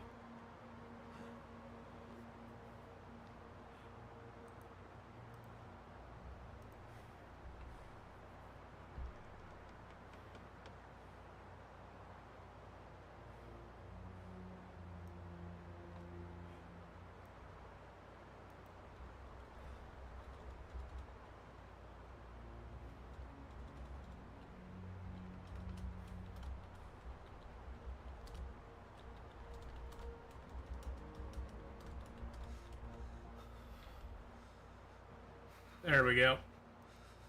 I gotta change up some stuff. Having a good day? That's awesome. Sorry, I was just changing some stuff up on the YouTube side for the title. 'Cause these are more my ready to go guides. I'm not so much just gonna do 10 days. It's just basically this will get everybody ready to go if they start in the zone. Woo! What's the shop link for again for bear hides? That would be the shop link for the bear hides store. There we go.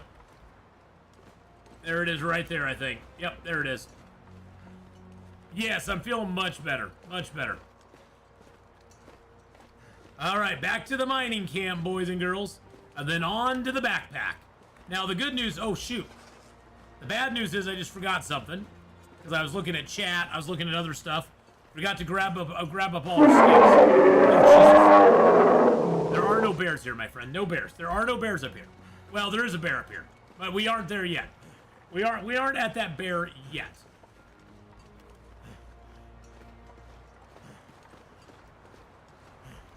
Can't feel my hands. I know, you're really cold. Boo freaking who.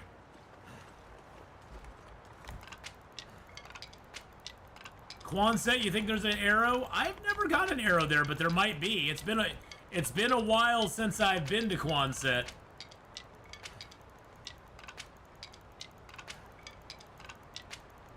Yeah, it's been probably... Gosh, how long has it been since I did my ready to go guides? It's been a while since I did those. Let's see when the last time we updated that was. Oops, I was trying to walk and do other stuff here.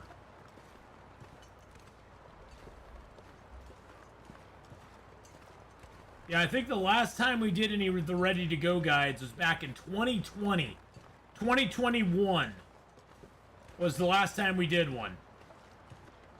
And that was yeah, so that was the last time we did one was 2021.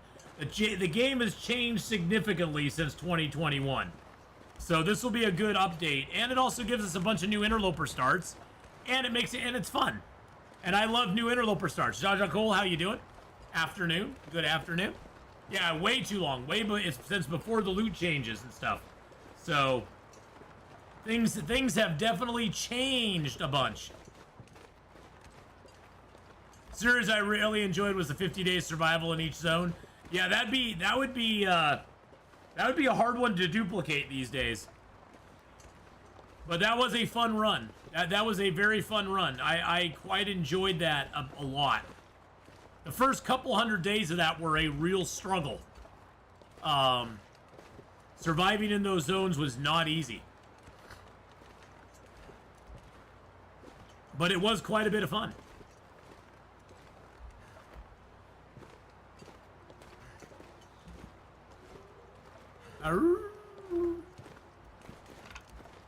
Game has changed a lot since the beginning. Oh, heck yeah. The game has changed a lot, but you know what? A lot of the stuff has stayed the same as well.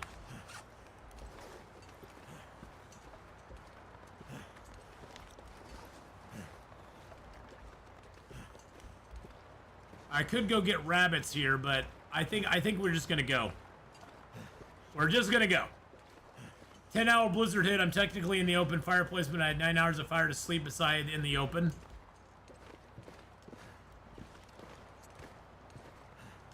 Got my first one-shot moose kill with a bow in Ash Canyon. Quartered it. Went to a heavy dip to make a fire and harvest the bundles. 10-hour blizzard hit. I'm technically in the open. Fire placement. I had 9 hours of fire to sleep beside in the open. Oh, so you actually survived it. Even though the blizzard hit, you survived it. Yes, that 50-day run, we got our max amount number of rabbits. I killed over 600 rabbits on that run. 439 of them were snared. That was a lot. That was a lot of rabbits. Leroy Jenkins time, baby. Let's go. We killed a ton of rabbits on that run. Fun run, though.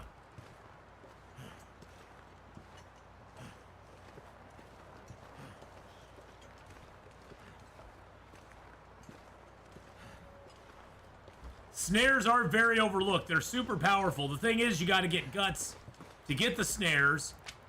But once you get a couple snares up, you can start doing more guts into more snares and more guts into more snares, and you can just keep going. And then if you get like 5 or 6 or 7 snares out, you got rabbits coming out of your ears.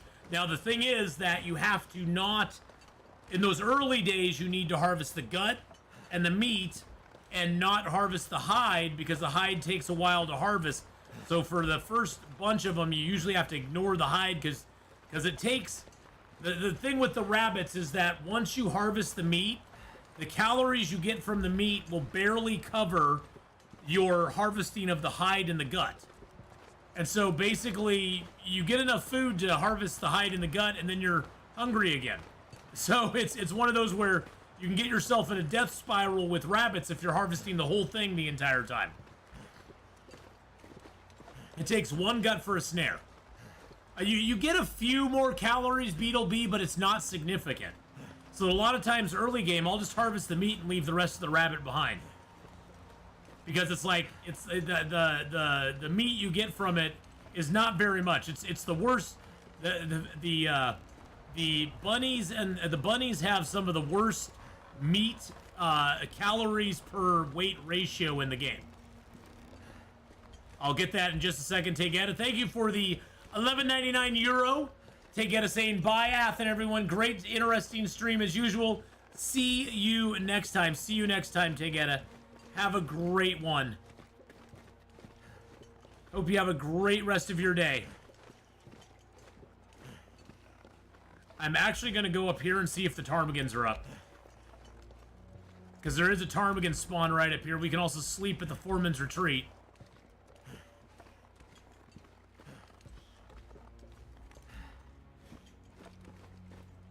But I really want to see if the ptarmigans are up here. I like the look of the driving gloves on your hands. They actually look pretty good. They did a good job with those.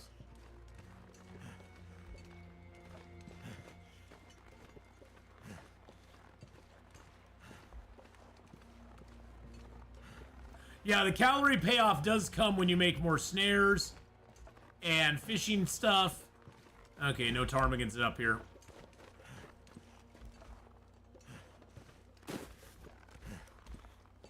Alright, we'll go down to the mining camp because that's where we have our food calories saved up. We're not pushing today. We're not pushing it today. We're just going to go down here. We'll break a little bit of furniture down, and we'll do some other things. But again, Tegeta, thank you for the 12.99 euro. I appreciate it very much. We'll see you next time. We'll see you on Thursday for more Long Dark. By the way, boys and girls, we do have 2 series going on the YouTube side right now. We got both the Stellaris and the Dyson Sphere program series going up on there on YouTube. I stopped doing Stellaris Live just because it wasn't, let's just be completely honest, it wasn't the most popular game I streamed, but I still really enjoy Stellaris, so I did want to play it. So we are still playing it. We just aren't streaming it right now. So,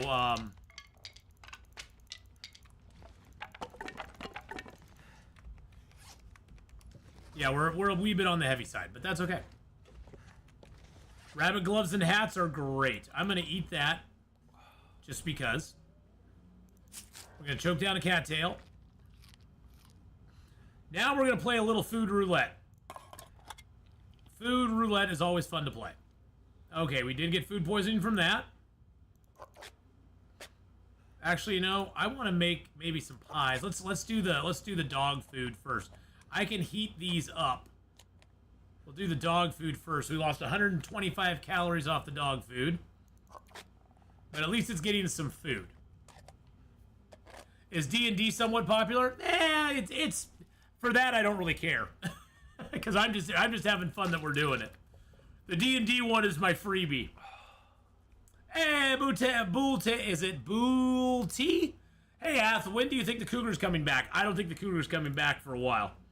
I think it's probably going to be, I'm guessing September, October before we see the Cougar again. That's my guess.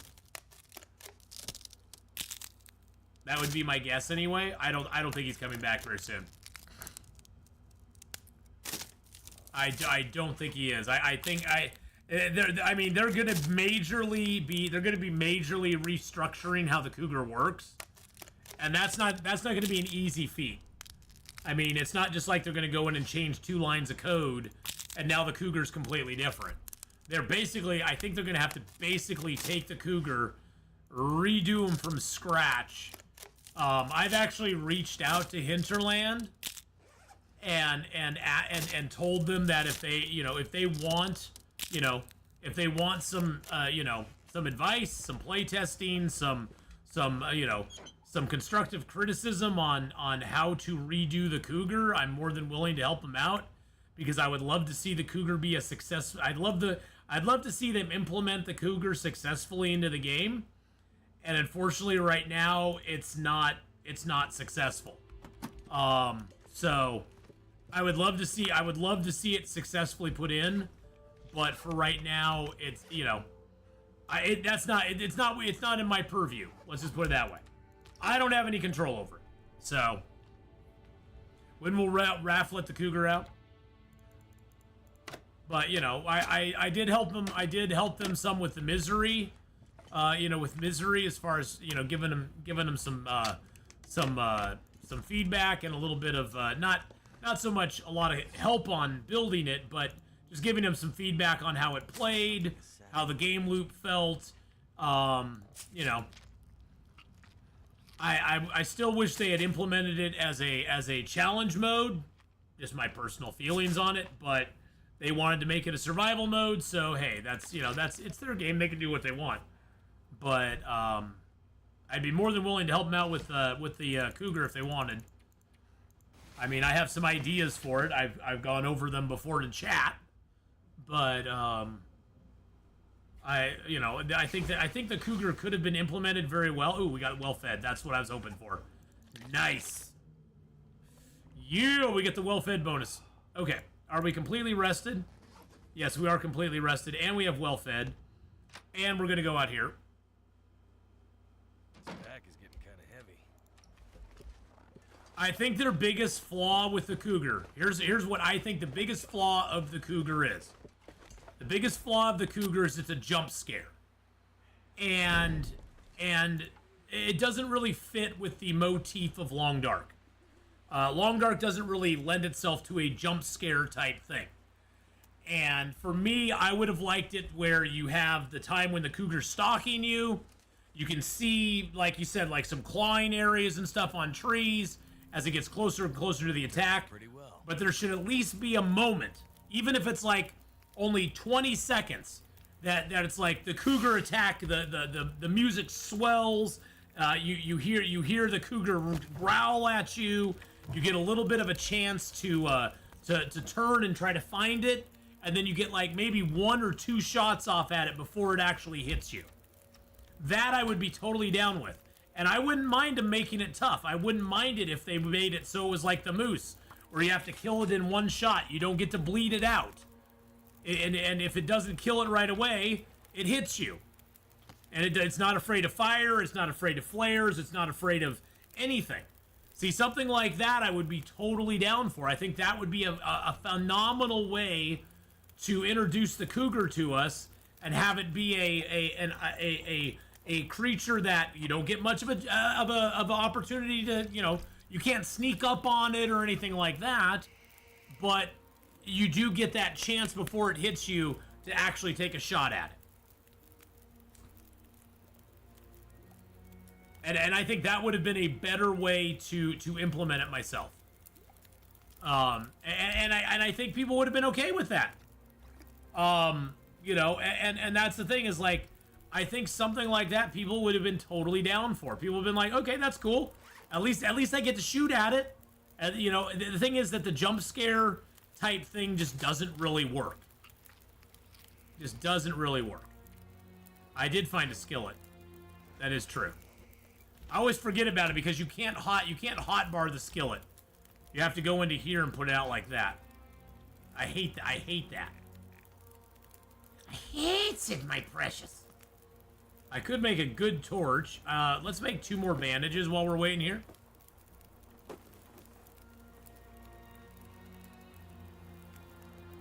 So yeah, for me, it was more just the implementation of the cougar that I was not very happy with.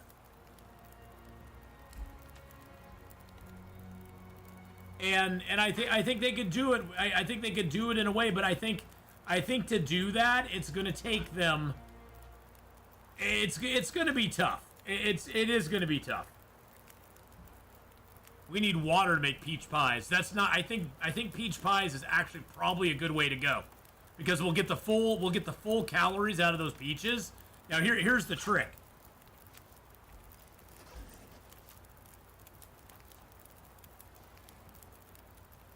The bear's right out there.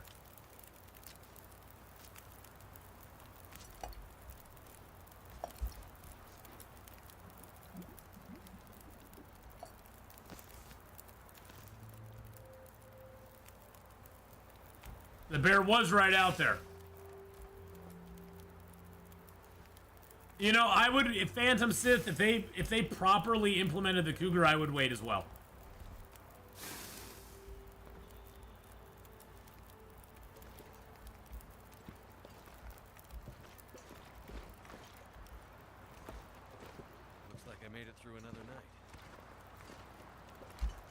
If we could get some proper implementation of the cougar, I would totally wait a year.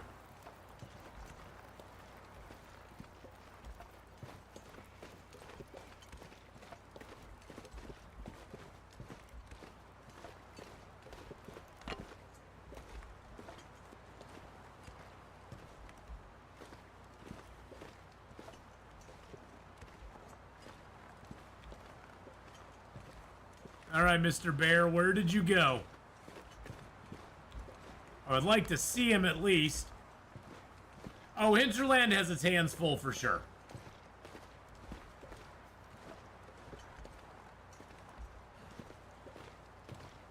But yeah, those are my ideas for the cougar.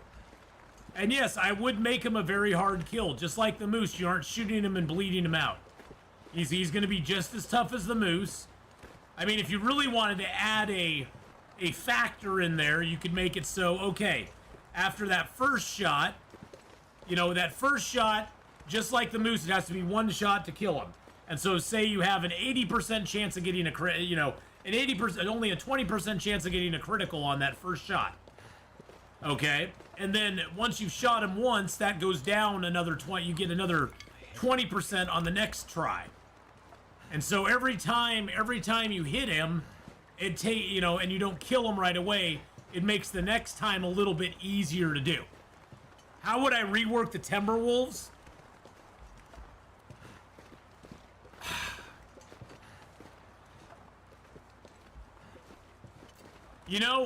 I would be totally down with the broken mechanics of the Timberwolves if they just gave me their own unique pelt. As if you went through all that hell, you at least got something out of it. So I would give them their own unique pelt.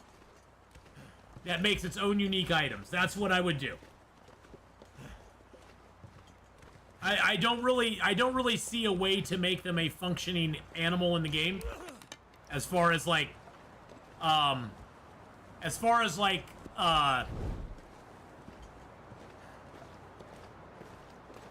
making them function, but yeah, I would say that if, because that there has made it, that I think that's why I've always been so frustrated with them.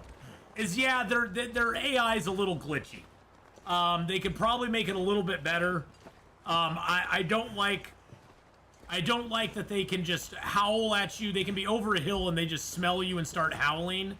I think it should be a line of sight type thing. So they actually would they have to line of sight you to actually howl and come at you.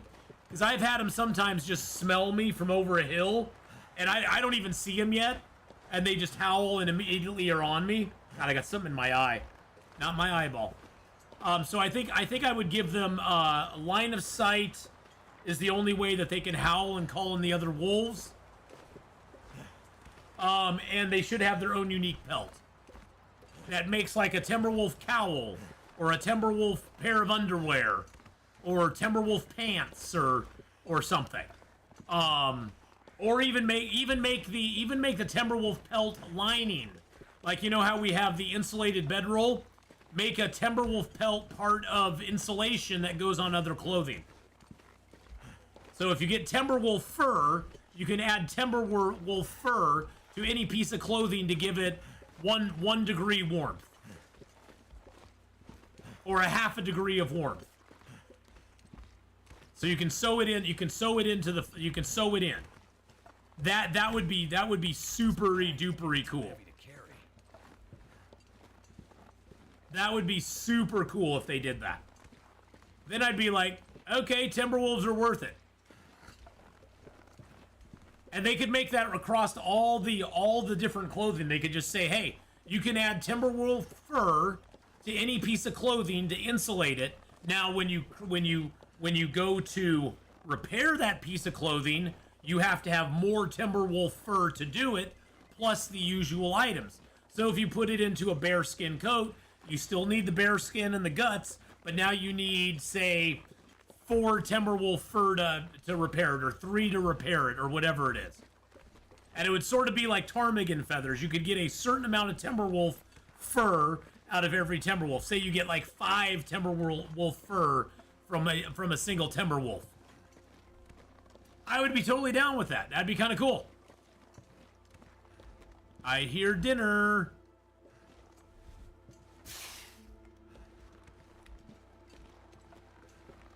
I see dinner. Okay, we're gonna drop the rope here.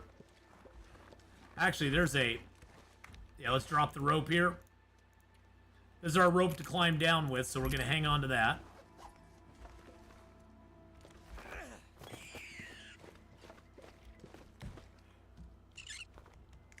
Goodbye. It's starting to weigh me down. I know.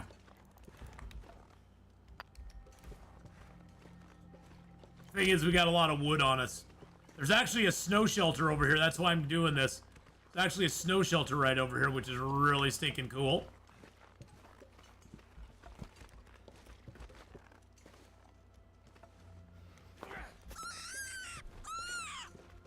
And this early in the game, it should be a good snow shelter.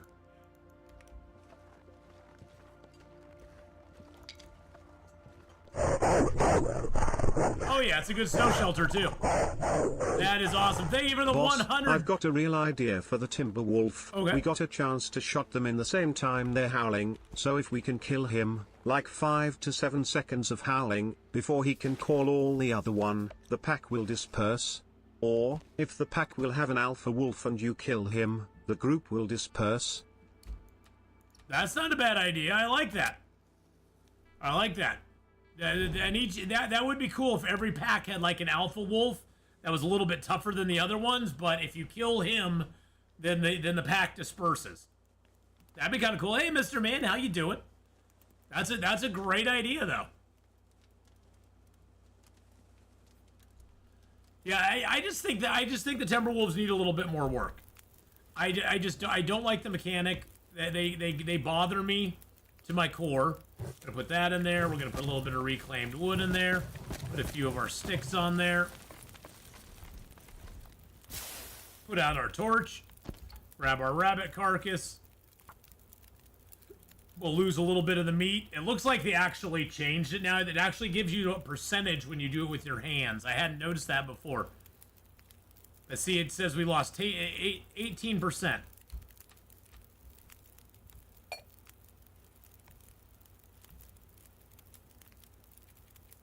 Oh, did I leave my skillet? I left my skillet behind. I was in such a hurry to get out of there, I left the skillet behind. Well, that sucks. That sucks. Well, we'll get another skillet, so I'm not too worried about it.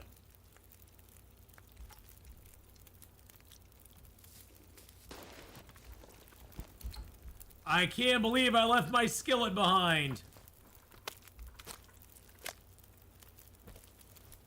That makes me so sad.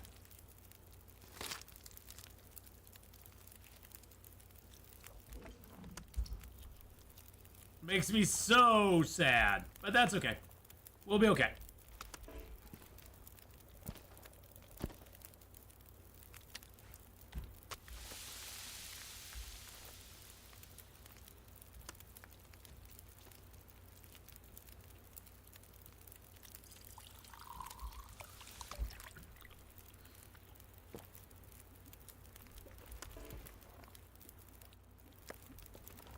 What's funny to me is all wolves hunt in packs. Lone wolves are rarely seen in the wild, but yeah, different hide quality would be cool. Yeah, I would just like to see a different hide. That's what it comes down to. I would just love to have that different hide. I think that would benefit everybody greatly. 23 minutes. We can take the hide in 40. Yeah, it'll not burn in that time. Can't do the pies though, yeah, but I have to go back past the bear again. And food's an issue now. We'll get another skillet. I'm not too worried about that. Skillets are not that hard to find. And if we don't get one here, we'll get one down in the we'll get one down in the what am I trying to think of? Down in we'll get one down in Pleasant Valley, so. Now I am gonna break my own rule here. We're gonna harvest all this stuff. But about people who actually like the way the cougar was, it makes sense that jump scare because you're not supposed to see cougar just like in real life. People were mad they couldn't kill it. Now I think Battlefield that a majority of the people were on the side of the cougar kind of sucks the way they implemented it. I applaud them for trying something new, but it didn't work. It didn't work. It's not that it's not doable, and it's not that you know it's impossible or anything like that. It's just that I would never, in my interloper run, I would never try to kill the cougar. It's just it's not worth it. It's not worth risking my gear for what? What am I risking my gear for? A cowl and a knife? So what? So what? I would never ever risk the cougar in my runs. Period. So unfortunately it makes it kind of a creature that I'm not really gonna bother with.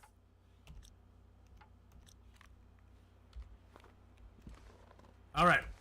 Let's just go.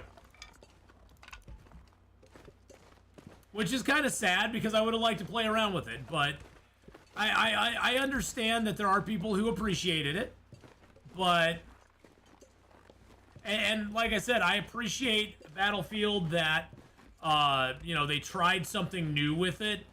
I just think for a majority of people it didn't really work out. I think it would have been great if it had been really hard to kill, but at least you got a little chance to see it beforehand.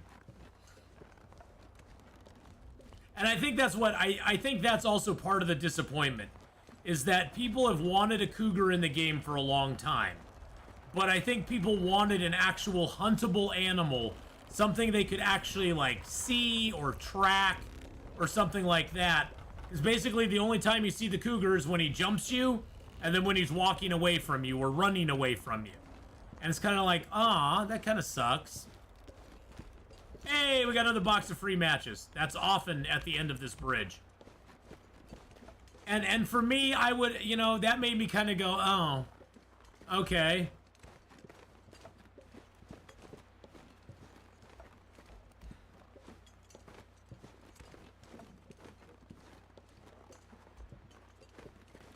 I'm sure Raph was disappointed too after hearing community feedback on Reddit. Oh yeah. Well, Raph, I love Raphael to death. Don't get me wrong. But he tends to take things very personally. Which, he's a creative. When your baby is attacked, you take it personally. So, he took it personally. Hey, thanks for the sub, Uncle Trevor. Oh, that's Dubes gifting out a tier 1 sub. What is that? Your 98th gift sub in the channel, Dubes? Gifted a tier 1 sub to Uncletrevor23. Thank you for gifting They have that given out to him 98 there. That was gift so nice subs of in you the to channel. do. There's a couple more. Oh, Jesus. There's a couple more Maples. Oh, Dubes, again. Dude, you've just been so generous here. Come on, man. Appreciate that very much. Dubes73 Mr. gifted Man, a tier welcome on 1 in sub to the Mr. sub underscore club as well. man46. They have given 100 So yeah, gift I subs in get the it, channel. but yeah, I think he took it personally and he pulled it out. I think it was an overreaction. I think they should have left it in, personally.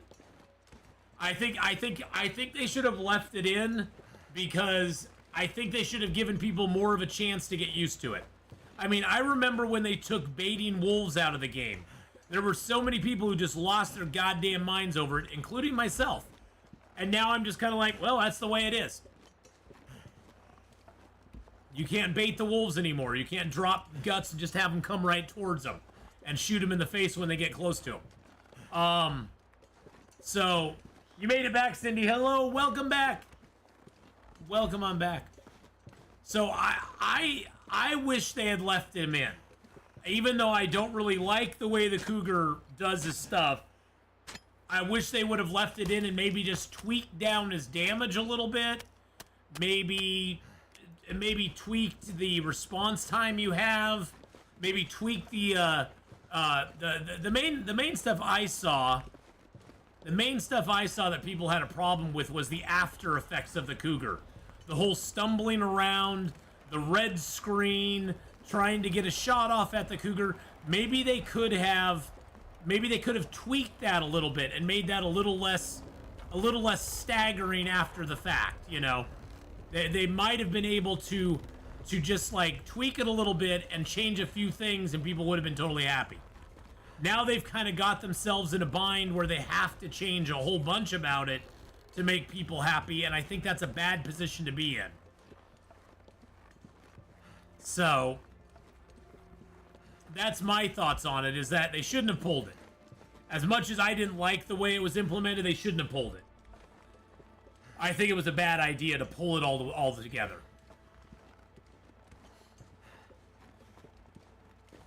They should have left it in, just said, hey, we're working on it. We're going to listen to your feedback.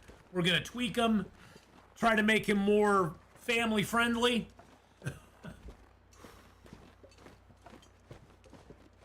I think that was the biggest thing, Jimmy. I didn't like the guaranteed ambush. I think the guaranteed ambush was a bad idea to start with.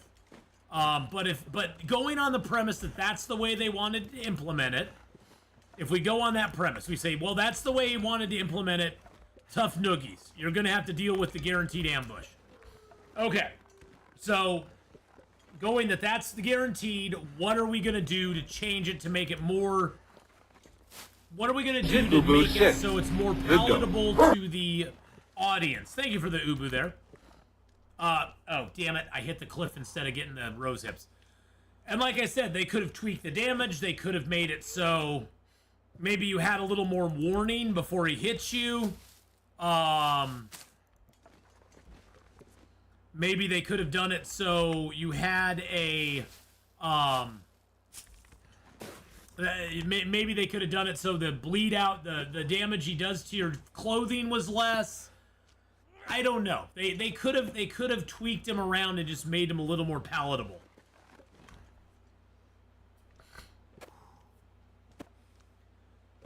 So, I'm a leaf on the wind. Watch how I soar. hey, not too shabby. Thank you for the host and the raid. They're the raid, I guess. They don't have hosts anymore. I kind of hate that Twitch got rid of hosting. I think that was a bad idea. Everybody go over and give Shabby, and well, not too shabby, a follow there. Ath, I've lost my Loper run killing Cougar. I died after 7 struggles. I finally killed the Cougar in my new run yesterday on second struggle. Honestly, it felt rewarding after killing it. Yeah, I get that. It's just on any long run battlefield, I'm never gonna go. I would never go up against the Cougar. I would just refuse to do it. I'd just be like, yeah, it's not where. I mean, it's much like Bleak Inlet and Black Rock. Why on Interloper do I want to do it? Give me a reason why I would want to do it. Survival reason, not bragging reason, not feeling good about yourself reason. What survival reason would I ever want to go to Black Rock, Bleak Inlet, or face the Cougar on Interloper survival? If you're struggling with Interloper survival and you're having a hard time surviving on Interloper, what reason could you ever give me that I would want to do it? We'll pick up that rock real quick. And that's the thing. It's like it just there's no benefit. There's no upside. Sure, you can get a knife and you can get a cowl. It's like okay. Okay, I can build the snow shelter right in there. So if I build the fire like right over, whoops, like right over here, it should be protected. And that's the problem. It's like, yeah, for people who just like dinking around and having fun with it, getting the Cougar could probably be a viable thing. You know, but for somebody who's spent probably months getting an Interloper run to a couple hundred days, 300-400 days, they look at the Cougar and go, "No, I'm just going to change zones. I'm not going to face them. There's no upside. There's no upside to this at all." No, Stooley. If you wanted to keep the Cougar in your game, you just don't update. You just wouldn't have updated your game back when they did the update that took it out. And that's the thing is like, I want to see things in the game that people want to interact with. It worked. Yeah, but I don't use the only thing I use the knife for. The only thing I use the knife for in Interloper is to make things. That's the only thing I use the knife for. I don't use the knife for any other activity in the game. I don't fight with it. I don't do anything with the knife except make myself my arrows, and that's or make my arrow shafts, and maybe I'll harvest. Oh, is that fire not protected?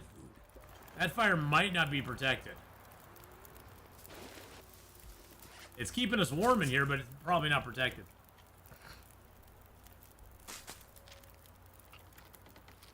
But that's the thing is that Cougar wrap, yeah, it's okay, but then you know, it's like, okay, it's not bad, but I can get the aviator cap, and I can get other things that are just as good, or close to just as good.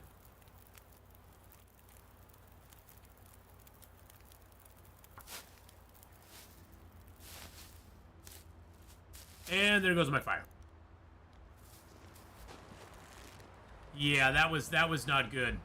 Yeah, it's weird. You used to be able to build a snow shelter closer in here. Time to look for shelter.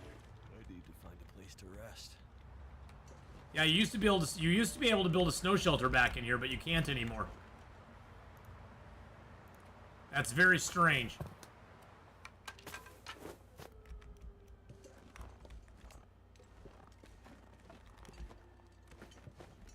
I mean, it's warm back here. Where's the wind stop? Where's the windproof stop?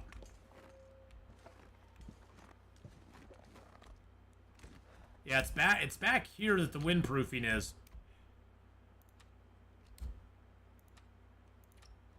That kind of sucked.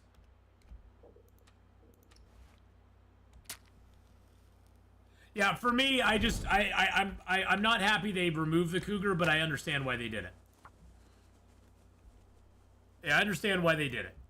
And they're going to rework it a lot. What if the cougar knife hits harder than the axe when being mauled by a wolf? Possibly. To escape this cold. Possibly it does. But then again, the cougar knife also, you know, it's a knife. Turned out pretty well. It's a knife. It's not a,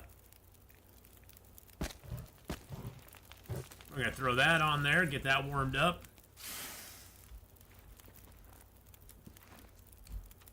Drink some water. Just whetstones for it. Let's make some water on this fire. There we go. Let's break that down. Oh. There we go. That's the snow shelter I was wanting to make all along. Back here where there's actually protection for your fire. I was like, I could swear there was a way to make a snow shelter back here where it couldn't get blown out.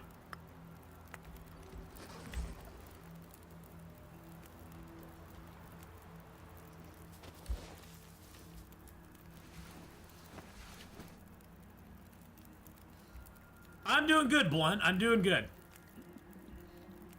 But yeah, I mean, it's one of those things, there will always be people, Battlefield, who like the cougar, but I can tell you right now that from what I saw, the majority of the community was against it.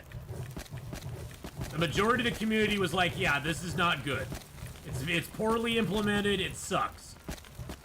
And so a majority of the community spoke and, you know, Hinterland listened, so...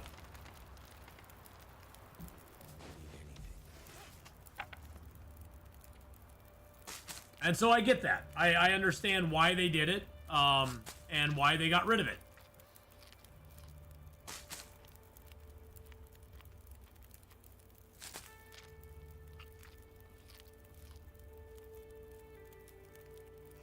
I can't reach those from here.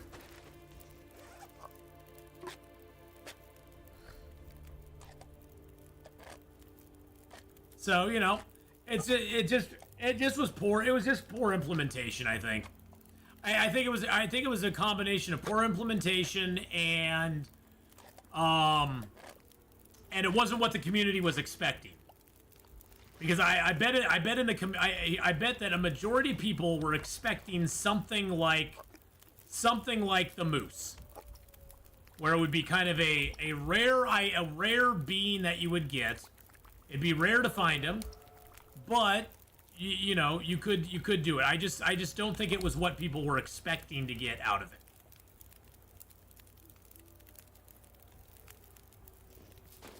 Now we may die here if this fire gets blown out. We'll see. We're just gonna sleep.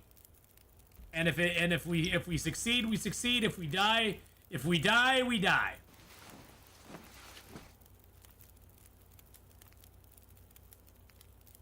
But honestly, if they wanted to keep the jump scare in place, they could have tweaked a bunch of stuff about the little feller. They could have tweaked a bunch of stuff about it. And I think people, I think people would have been willing to deal with it if they just changed some stuff. Maybe change the damage. Maybe change. There's a lot of things they could have done. I think I do, and I agree with you, Battlefield. I think they should have left it in. I 100% agree with you. There's probably a Polaroid in here. Yep. Bye-bye.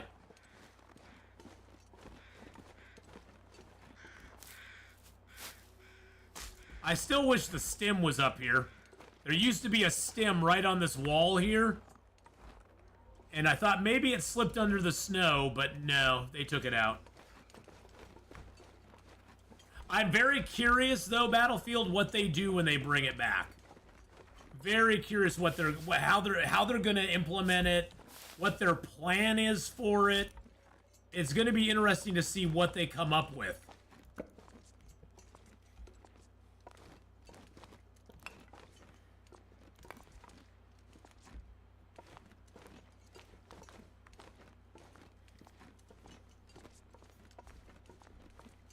I have a secret wish for the game making a smoking hut. Oh yeah, that would be great. We've talked about smoking, curing, doing all that stuff for years. I doubt at this point in the game's development we're ever going to see that. But one can dream, right? You can dare to dream. All right, there's some of that there. Should be some rose hips here. Nice. Usually there's a candy bar or some oil or accelerant on the other side. Ooh, we got some burdock roots. Oh, yeah. We found a pry bar earlier, so we can actually take the burdock root. We can't take the birch and maple, unfortunately, but at least we can take the burdock roots. That's nice. Goddamn freezing.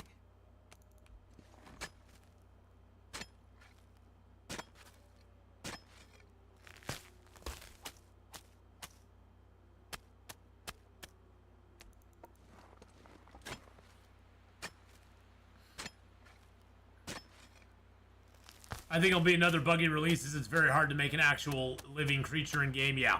That's why when somebody asked earlier about it, I was like, it's going to be a while. It's not as easy as just changing a couple lines of code and boomity boom, you got yourself a new animal. It's going to take a hot second for them to get it done. Which is sad. That's why I think Battlefield was a bad idea, taking it out of the game. They should have left it in. They should have left it in and been like, suck it up, buttercups. If you don't like it, move on to a new zone. Nobody's telling you to stay in this zone over 50 days. Or 20 days or whatever it is. Nobody's telling you have to stay there. You can always move along.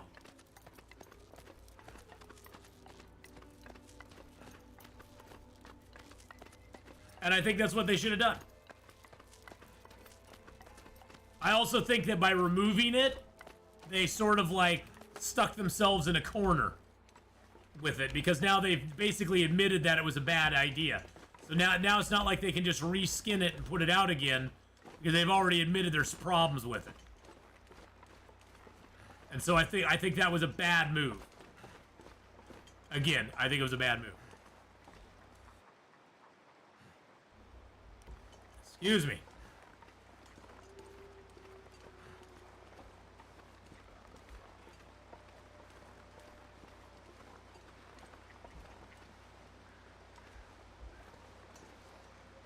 Oh, come on. Give us this third ptarmigan, baby.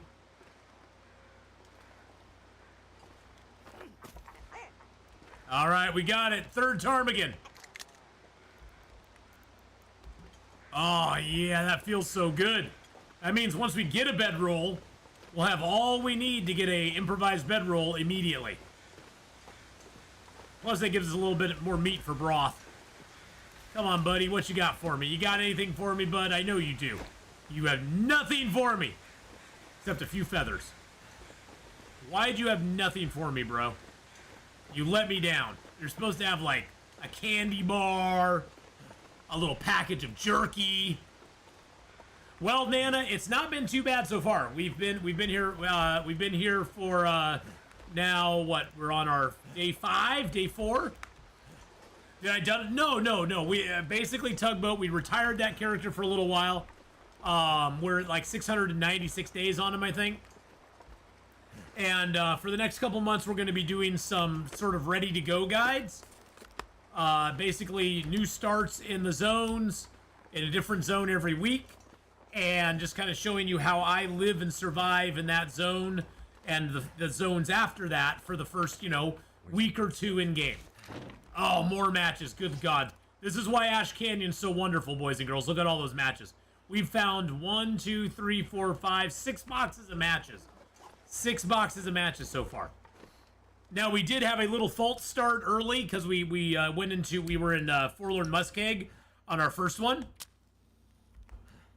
And we died. We did die. We kind of YOLO'd it, and we tried to go on the ice, and it killed us because we fell in and got hypothermia. Ooh, hey, there's our hat finally. Oh, we actually found a baseball hat. I don't know when that was found. There's our 7th box of matches. So we've come out of this zone with 7 boxes of matches. Better take this food.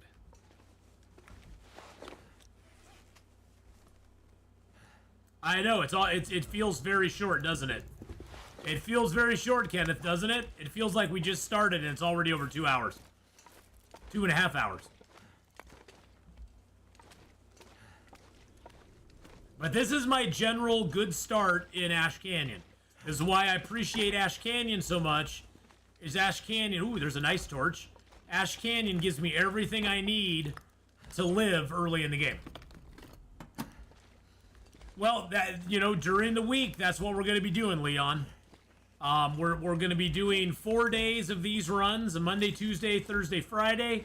And then on the weekends, we still will do misery, because there's people out there who like watching me be miserable. So, there's people out there who like it. And it's kind of fun, but I need the interloper break from it, you know? You can only do misery so much. But yeah, Ash Canyon is a great start. I mean, look at this. We already got combat pants. We got driving gloves, a thin wool sweater. We got 2 hats. I mean, we're coming out of here with pretty decent clothing for day 5. And now we have crampons. And we have well fed already, so guess what we're going to get now? Technical backpack, which gives us another 5. We got 10 extra carry weight now. We can go up to 40 carry weight before we're overloaded.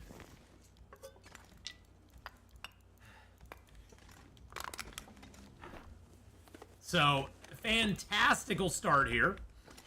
I don't know if I need a fire barrel. Probably not. Let's check this here real quick.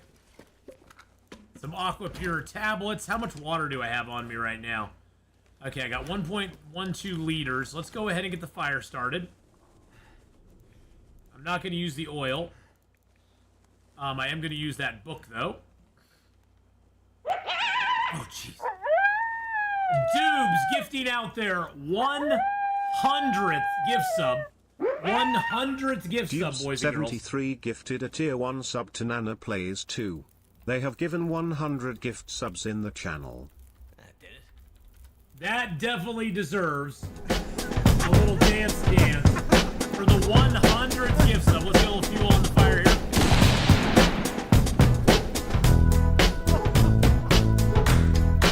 Dude, with that 100 gift sub in the channel.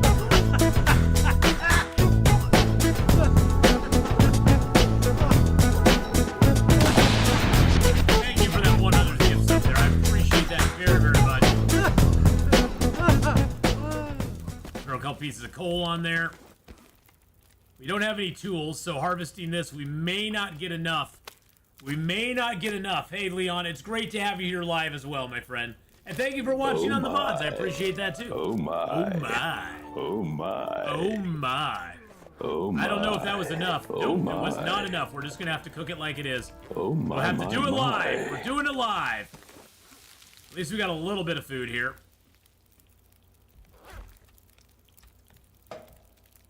I still can't believe we left our skillet behind. We left the skillet behind. Thank you, Blood, for the posture check. Yeah, we left the skillet behind, boys and girls. It was sad. Coral! Coral! Coral! Coral!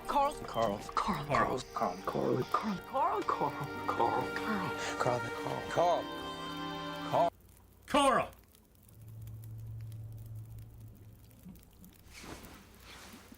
Nope, that is a Twitch side only thing, so. That is just Twitch side only, Battlefield. But you get to enjoy them, so that's a good thing. Oh, Jesus. Tubes with their 101st gift sub. Holy macaroni. Dubes All right, we're gonna break this guy gifted down. a tier 1 sub to Let's see, do I have some teas on me, They right? have given Yeah. 101 gift subs in Let's the get channel. the teas cooked up first.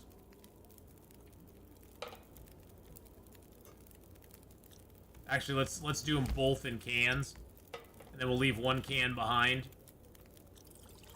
Through silent hills of ice and snow, Atheenon creeps with his torch held low. Yes, indeed. The beasts will hunt by scent and sight. Atheenon sleeps to pass the night. When daylight breaks, Atheenon stalks, while the chat continues on with their talks. A howl rings out to pierce the day. Atheenon hopes his shot won't stray. Yes, indeed. All right, there we go. Get that out, put another one in.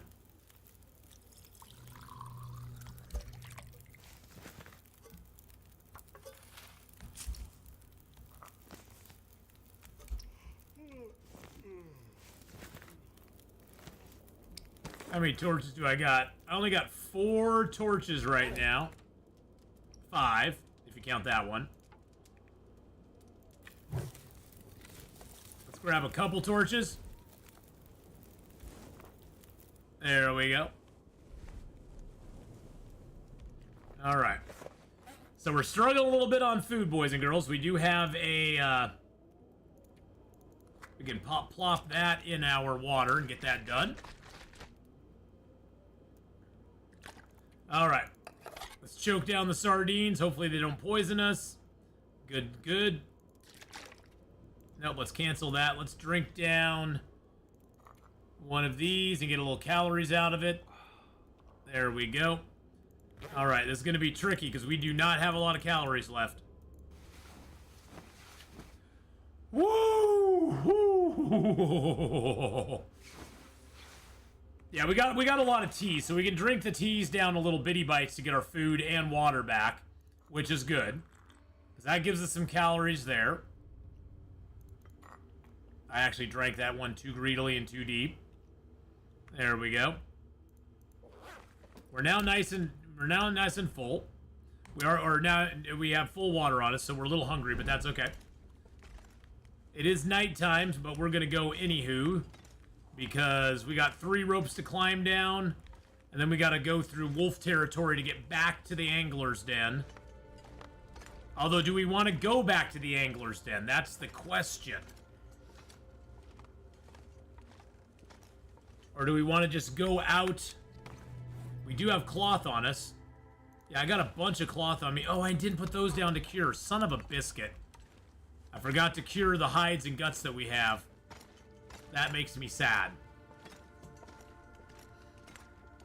Yeah, probably going down... Probably going down the rope or going down the ropes. And going down to Angler's Den is probably the best, because then we can get sleep and we can head out. We can head out towards Echo Cavern and get all the cattails going out that way.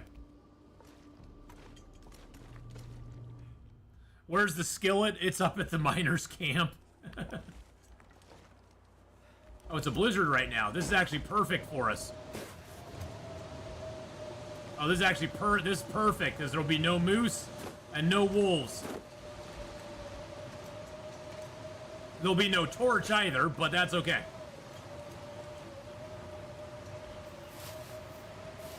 Oh yeah, there's a box of fish down there. I forgot we have the key for the box of fish. Oh, thanks for the reminder. I totally forgot about that, Kenneth. I can't believe the torch hasn't been blown out yet. Oh, there it goes. No, that was just us putting it away. Yeah, we could go to the bunker as well. That's not a bad idea. We could see if the prepper pie recipe's there.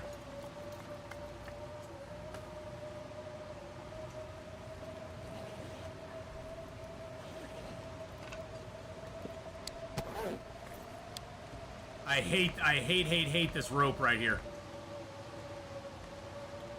You have to like go all the way to the very edge of the water, or the very edge of the cliff to get that rope. It's so annoying. But yeah, we got the bunker still in this zone. We could do the bunker. Not a bad idea. It's just we always have to keep in mind that we have to sleep in a house. We have no choice but to sleep in a house. And food is going to become an issue. Food is a thing.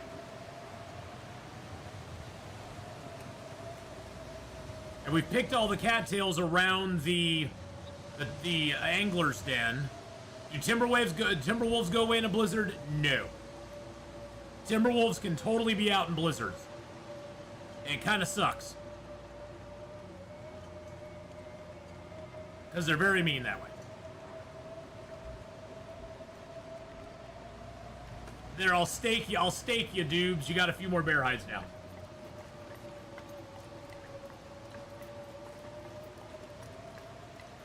And thanks everybody on the YouTube side for coming by today. We're going to be doing these runs all week. We're going to be doing a new run every week. This one started in Ash Canyon. Next week, who knows where it'll start. It'll be a random spot each time. But we won't be duplicating spots. So the random spot will be different every time we do it. So this one we started in Ash Canyon. We will not be doing another one starting in Ash Canyon. Oh, Jesus criminy. There are no wolves, my friends. There are no wolves. I'm gonna give you guys night vision because it is very freaking dark out here.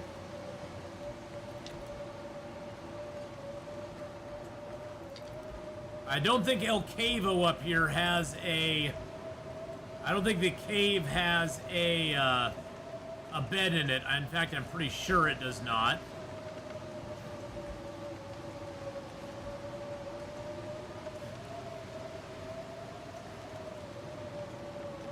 But we'll check it out just in case. And we'll get the rose hips here. How many spawn points are there in each zone? Several. There's several different spawn points, but generally once you spawn in, it generally is pretty much your same. It's pretty much your same spawn. It's your same repetition of what you want to do. Same places you want to go and that sort of stuff. Alisadir, is it Alisadir? Saying, I never on live streams, but I've watched hundreds of your videos over the years. Absolutely rocket this game and entertain people with your chatter. Aw, thanks. I've been told I talk too much too. By several different people. So the different spawns, the different spawns are not as important as what you do after you spawn in. And generally, no matter where you spawn, it's kind of the same. You want to go to certain places in that zone. Because no matter where I spawn in Ash Canyon, I'm always going to try to get to the Angler's Den first. Because the Angler's Den has your matches, it has a whole bunch of good stuff in it, and it's a great place to get to. Argosnat, how you doing, buddy? How you doing? He lies that there are no wolves out and about. Shh. No, I don't lie. There are no wolves. There are no wolves out and about. I was looking for a piece of birch bark or two. In my opinion, night vision looks horrible in this weather. Well, it's either that or you get the darkness, which is very hard to see on small screens. Hey, there's a piece of birch bark.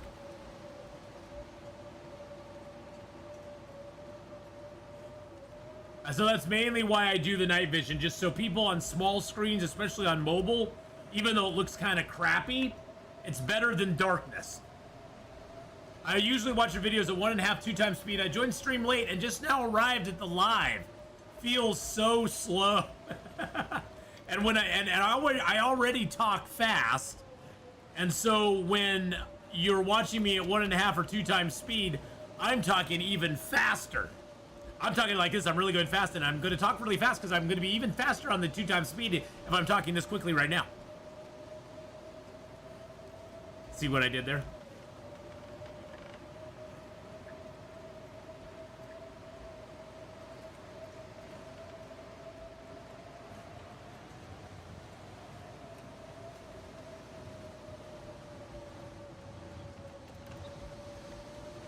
I'm going to get a stone out just in case. We're heading down to Angler's Den right now. No, I didn't mean to do that. I meant to pick the stick up.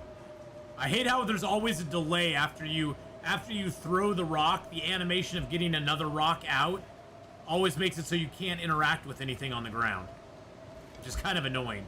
I'm just going to be 100% about it. I wish they'd get rid of that, but what you gonna do? All right, here's the lake. You can tell by the cattails by the side. There's a cattail there. The angler's den should be right in front of us here somewhere. Nope, that's not it. Or maybe that is it. Is this the Angler Den Island? It might be. Yes, it is. Woo, we made it. And what we're going to do first is we're going to go open our lockbox here. Because guess what we're really low on? Food. Guess what's in here? 5 big fish. 5 fish are in there. That's what it is. That's what it is. I missed your. I'm glad. Now I got to go back. Now I got to go back. Drew, he is below average in his gameplay, and I watched him for his amazing chatter too. The one Uber later that said I talk too much. Yeah. What was her name? Karen? Yeah, it was Karen. It was Karen. Not knowing maps, though, someone has to show the routes to run for players like me anyway. Hey, and that's what we're going to kind of do. That's what we're going to kind of do. We're kind of showing you how to maneuver around, how to make yourself successful on an interloper run. I drank it again too greedily, too deep, my friends. There we go. That one was good. Okay. We now have enough food on us to cook these up. No, we didn't have time for talking fish. There was no time for the fish to talk to us. We had to pick those fish up and get the hell inside. Yeah, I'm never gonna read that field dressing book. I always forgot to talk unless someone asked questions. Well, you know, the thing is, Nana, now that I have a larger audience, it's really easy. I mean, I actually get lost in all the comments a lot of times because there's so many coming in that I can't respond to them all. But when you're a smaller streamer especially, it's very important. I would say, you know, if you're trying to start out streaming, broadcast as if you're going to upload your video to YouTube. Make it so that you have the constant chatter going. Be like telling people what you're doing. Even if there's nobody in chat, it at least gives you a chance to sort of have a running narrative going, so that if somebody's watching on YouTube, they'll be like, oh, I understand what they're doing here. You know?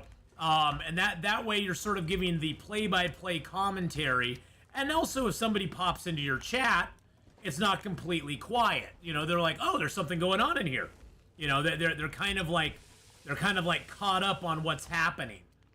Oh yeah, 77%, that's beautiful. Oh, that fish tasted so damn good.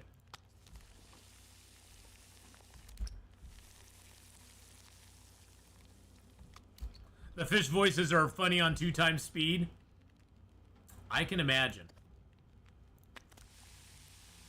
Wow, that's a big fish. We're gonna go over here.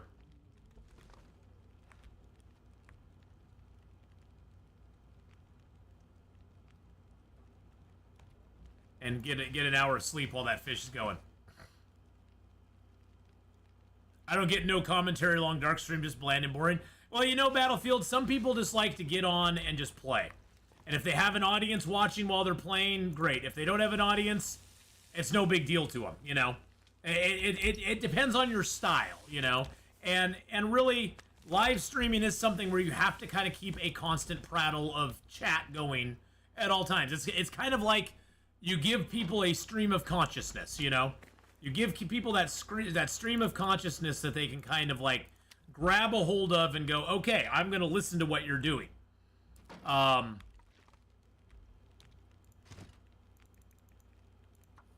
right, let's grab a torch and holster that. And so giving that stream of consciousness can be very helpful for a lot of reasons. It can be helpful because it gives some character to the channel, as far as like people are like, oh, there's something going on in here. It also allows people to it allows people to understand what you're doing if they have no other frame of reference, especially if they're watching it after you know, in the after hours, you know, if they're watching it after the stream or whatever, like on a VOD or on YouTube, and they can't live ask questions, it gives them a chance to sort of understand what's going on, which I think is important as well. Yeah, well, and that's the thing is streaming is not for everybody. And I'd say if you want to give it a try, give it a try. I've known people who've tried streaming, like one of my best friends. He tried streaming and he found it just wasn't for him. He didn't like having to have the schedule. He didn't like he felt kind of overburdened by it, and he more enjoys the back end of like making videos, putting them up on YouTube and that sort of stuff. So it all depends on what you're comfortable with. And not everybody's going to be comfortable live streaming. I would say actually probably a lot of people are not very comfortable with it, and maybe it's not the best fit for them. And you gotta just be aware of yourself and aware of what's gonna work for you and what's not gonna work for you. Doesn't it feel weird to say and ooh, a stick when it's obvious you're getting a stick? No, not at all. Not at all. I mean, if I was not live broadcasting, and you can go back and look at my early videos that I have on YouTube when I had like 4, 5, 6 viewers. I'd just be talking. I would just be talking about everything I was doing, which honestly, I do that when I play games by myself anyway. I very rarely play games silently. I'm usually talking to myself. I'm one of those people that I tend to problem solve verbally. I can't just sit in my head and problem solve. I verbally think about, I actually talk about what I'm doing when I'm problem solving. I'm like, okay, I'm gonna go down here and get this. I'm gonna go over here and get this. Now, when I'm talking to you guys, that adds a whole nother level to what I can do. Because now I actually have y'all to talk to. So I'm like talking to you guys while I'm doing it. And sometimes I watch videos during cooking, cleaning, etc. and don't always watch the screen, so talking keeps me with the action. There you go. That is true as well. That is true as well, yeah. Yeah, and for some streamers, no commentary is the way to go. And you just, and like I said, there's no real right or wrong. There's no like right or wrong way to do it. You just got to find the style that works for you. Find the style that works for you and do it. And if you're trying to stream, one of the main things you want to do if you're trying to stream is you want to be consistent on your streams.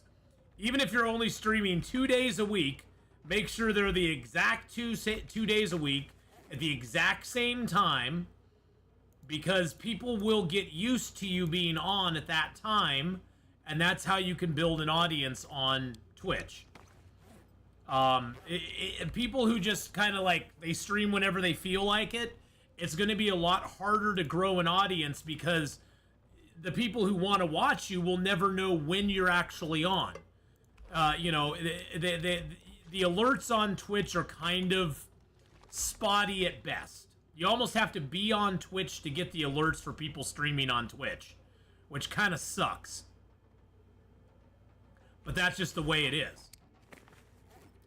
So to find somebody live on Twitch, it's best if you do, as a streamer, it's best to be consistent and always be streaming at those same times. Okay, we have to get a little bit of sleep. Let's just do 6 hours. We'll travel tonight. We're gonna be trying to make a run all the way. I don't think we're gonna go to the Mountaineers hut. I think we're gonna make a run over towards the Homesteaders Respite, right above the fishing hut there, and we'll sleep there for the night.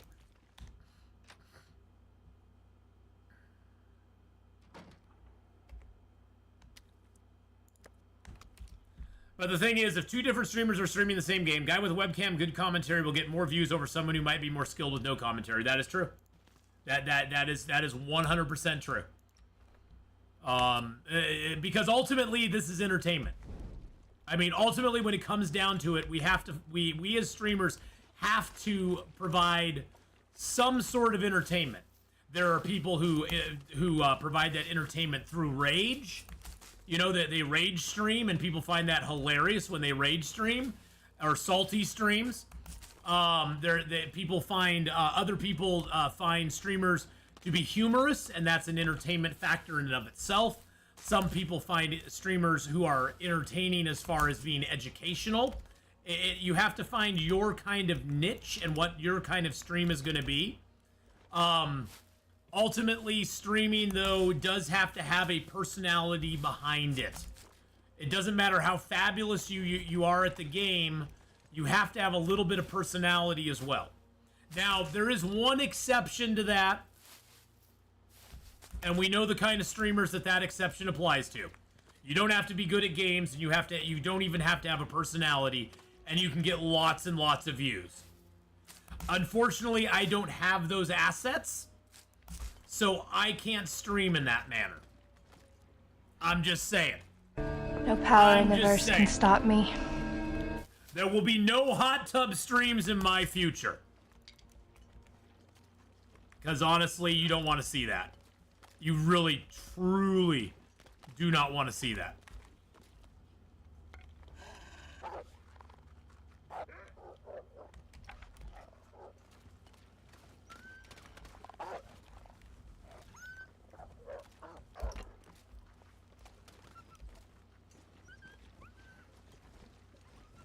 But yeah, the human part is certainly important for viewers. Yes, it is.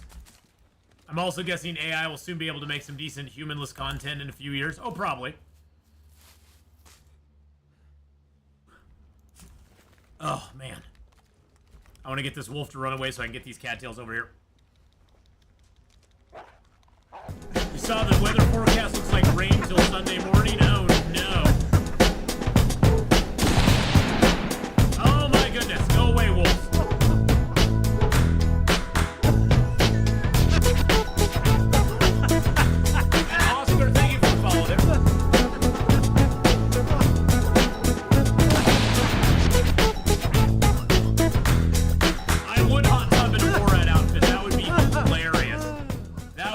Hilarious if I hot tubbed in a Borat outfit. Thank you for the posture check there as well. We'll get that in. I'll do that real quick. Let's go, baby. Let's go.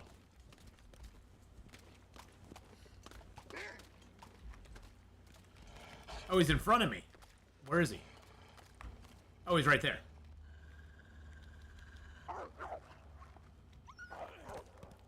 Get out of here, you dirty dog. You dirty dog. Leave me alone. Oh, boy. But, yeah, I mean, I should dress up as Red Riding Hood. Grandma gonna eat some... Says wolves eat me all the time. But what big teeth you have. Have I ever tried the hot tub stream? No. I'm not gonna be doing a hot tub bikini stream anytime soon. I don't think you don't want to see all that hair. Trust me. There's a lot going on here that you do not need to see. You do not need to have in this world.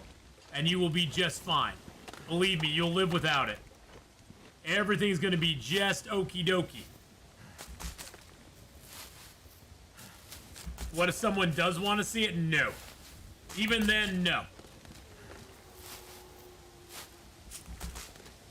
Yeah, tonight I present the long dark.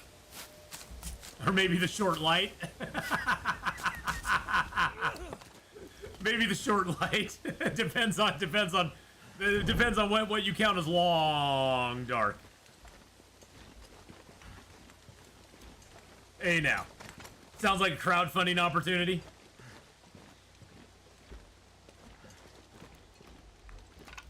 But I'm just saying that for 90% of us streamers on Twitch, I think it's good. I always recommend. I know some people aren't comfortable with it, and you have to do your comfortability. Oh my. But I always highly recommend you use a webcam. I think that webcam that channels that have webcams tend to get more views than channels that do not have webcams.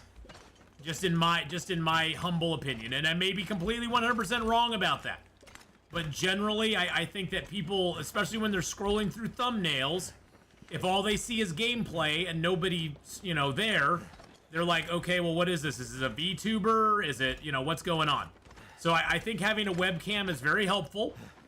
As far as like being able to getting views. Janelle, thank you for gifting out 5 memberships over on the YouTube side. That's so very awesome of you to do. This is the secret way to go around.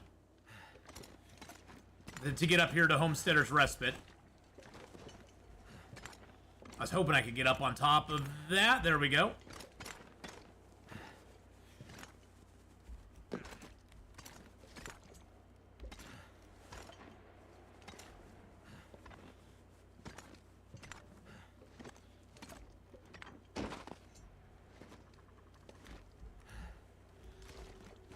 There we are. Beautiful. Nice. There's the rope that we take up, and then it's right over here. Woo! And then the biggest thing is just getting a community ready to go. A tight-knit community might not need a webcam as much as a new one, but that's 100% true. Yeah, I think an older... And there's a lot of... There are streamers out there, OG streamers, who never streamed with a webcam, and they never do. Look at Kim Yoda. He's never had a webcam, and he's super successful. He's super successful. So you don't need a webcam. I just recommend it, especially for newer streamers trying to generate an audience. I think it helps. I think it definitely helps. Well, you know that that area there, Nana, it's a lot easier to approach it the way I did, and to approach it from that direction, because it is a rather tough is a tough road to hoe from the other way. So yeah, as a new streamer, I highly recommend that you use a camera, and I think it also helps. Yeah, it does. Chris, I think that's true. It helps people feel connected to the streamer because they can see the streamer's reactions, whether it's and there are those who are successful despite the fact that they use a webcam. Remember Doppelgamer? Oh, of course. You know, hey, don't talk bad about Pip. Pip was just in here the other day. I love Pip. Doppelgamer UK is one of my favorite dudes ever. He is a brother from another mother and across the ocean. He's a brother from my UK mother. I know a few ones who do not have a cam. They have hundreds of viewers constantly, but it's not as likely. Well, and yeah, and it's just not as likely, Jimmy. That's the thing. And like I said, you just have to, as a streamer, you have to pick what your comfort level is. If you're not comfortable with a webcam, don't use it. I mean, plain and simple. I would never tell you you had to use one. I just think, in my humble opinion, that it helps get you more viewers. Because I know scrolling through, trying to find somebody to watch, I have a feeling people tend to click on people who have, you know, a webcam more often than not. More often than just seeing gameplay and clicking on somebody who has gameplay. So I think it can generate a lot. But if you aren't going to have a webcam, here's one thing. If you aren't going to have a webcam, you need to keep that stream of consciousness going almost all the time. Because if somebody comes into your stream, there's no webcam, there's no talking. You can have quiet moments, don't get me wrong. I don't have many. But you can have quiet moments, but if there's no webcam, no talking, and you're just walking along in a game, or you're just fighting or something, a lot of people are going to feel nervous about saying anything. They may not even chat. They may just dip out because they're like, what's going on in here? You know, so you definitely want to, if you're not going to have a webcam, try to keep that stream of consciousness going as much as you possibly can. And I think, and that will help people feel comfortable when they come into your stream. They'll be like, oh, there's something going on here. You know, I'll ask a question, or I'll say hi, or, you know, the multitude of other things. Oh, I didn't drop my hides. No, I didn't.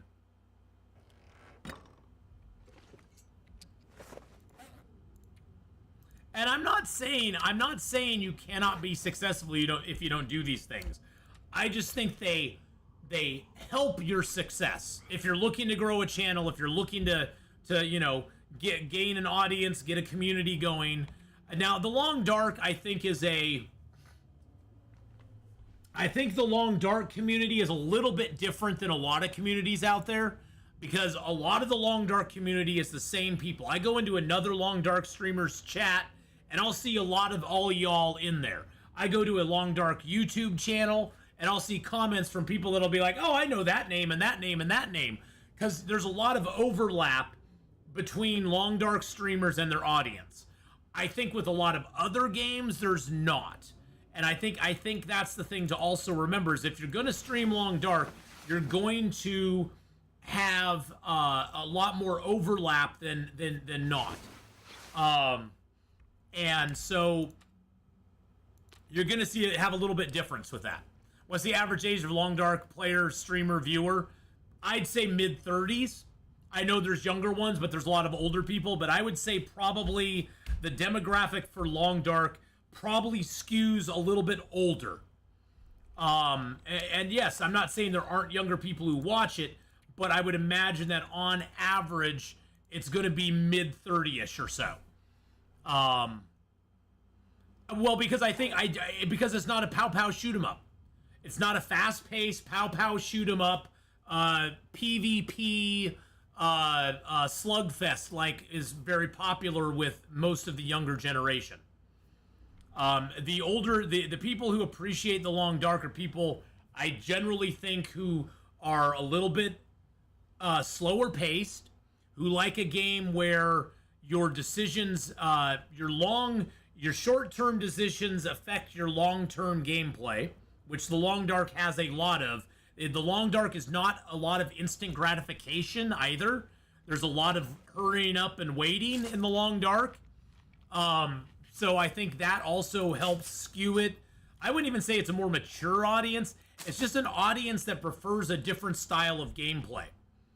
And that's not really, what today's meta is. Today's meta of Long Dark is more, today's meta of video games is more about multiplayer, being able to play with your friends in co-op, and either that or go a whole big PvP style with a thing like Fortnite or something like that. And the Long Dark is not that. The Long Dark is it's more strategic, more tactical. You have to make decisions early game that will basically affect you for the rest of the game. And those decisions will very much shape how you play and where you go. I watch Hadrian's videos a lot. He does only voice, not face. Yeah, and that's the thing. Like I said, but see, also you got to remember, Kenneth, Hadrian's one of the OGs. Face cam, I don't think was as important back in the day, like 10 years ago, 12 years ago. I don't think face cam was as important because, to be honest, there wasn't as many content creators, and it wasn't the meta at the time. Face cam was not the meta at the time to have a face cam in your video. It was more the voice. It was more the commentary and doing that sort of stuff. And that's not the meta has kind of changed over the years, and also there's so many more streamers out there today. Yeah, Actuarize is an OG Long Dark. Yeah. Yep. Yeah, he's an OG Long Dark, and he doesn't use a camera either. And that's the thing is like, the camera, like I said, it's not like you'll fail if you don't have a camera. I'm not saying that. I'm just saying your chances of success are a little bit greater with it. That's all I'm saying. If you're looking to try to build a channel, people like to see who they're dealing with. People like to see the personality behind the scenes.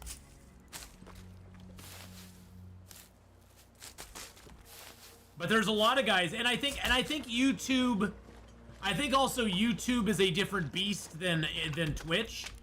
YouTube, I think it's way less important to have a face cam on YouTube than it is on Twitch. Because the YouTube is more about pre-recorded, edited content and things that you don't really need a face cam as much over there. You never have. And I think that's more of a Twitch thing and a newer thing than anything else.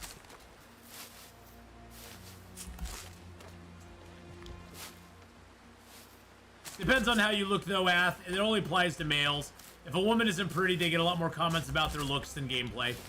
Well, and honestly, Honora, if she is pretty, I think women kind of they're damned if they do and they're damned if they don't. If they're even mildly attractive, they get a lot of comments about their looks as well, and a lot of inappropriate comments as well. And if they're not as attractive, then they get comments about it's sort of damned if you do, damned if you don't. I think that attractive streamers do generate a little more attention than less attractive streamers, because, you know, beauty sells. It always has. That is a human condition. That is a human thing. And beauty has always been a selling point in throughout human history. Pretty women make us buy beer. Ugly women make us want to drink beer. You know, Al Bundy, you know, sort of started that as well. So, it's one of those things where it can be a double-edged sword, for a lot of female streamers. That's one of the reasons that although I see a lot of attractive female streamers who stream and get large audiences, I'm not jealous about them because I know what they deal with behind the scenes. And some of it is very inappropriate. Very, very inappropriate. On YouTube, there's a lot more push for no-cam videos. That is true. But there is a lot of people who do, like, react videos on YouTube and that sort of stuff, and they use their cameras all the time. Really, are we gonna get another blizzard? We're getting another blizzard. Wow. Wow. Holy crap. But, you know, there's also a lot of harassment that guys can get as well. I don't say it's as widespread, but I've been harassed before. I've had to ban a few people for harassment before on my Long Dark streams. I love it when the OF crowd on Twitch get mad because of inappropriate comments. Yeah.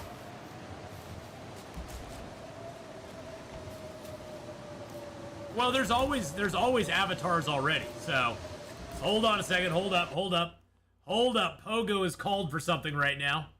Let's go in. We gotta change this over to. It's gonna be a couple minutes of emote only chat, boys and girls. Pogo just redeemed that.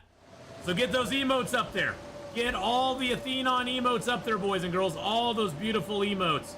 Put them up there right now. Get the emotes going, my friends. It's emote time. No, not emo time. It's emote time. It's emote time, not emo time. Emo time is a completely different thing. Get all them emotes up. They don't even have to be from my channel. You can do it whenever you want. You can do whatever you want with it.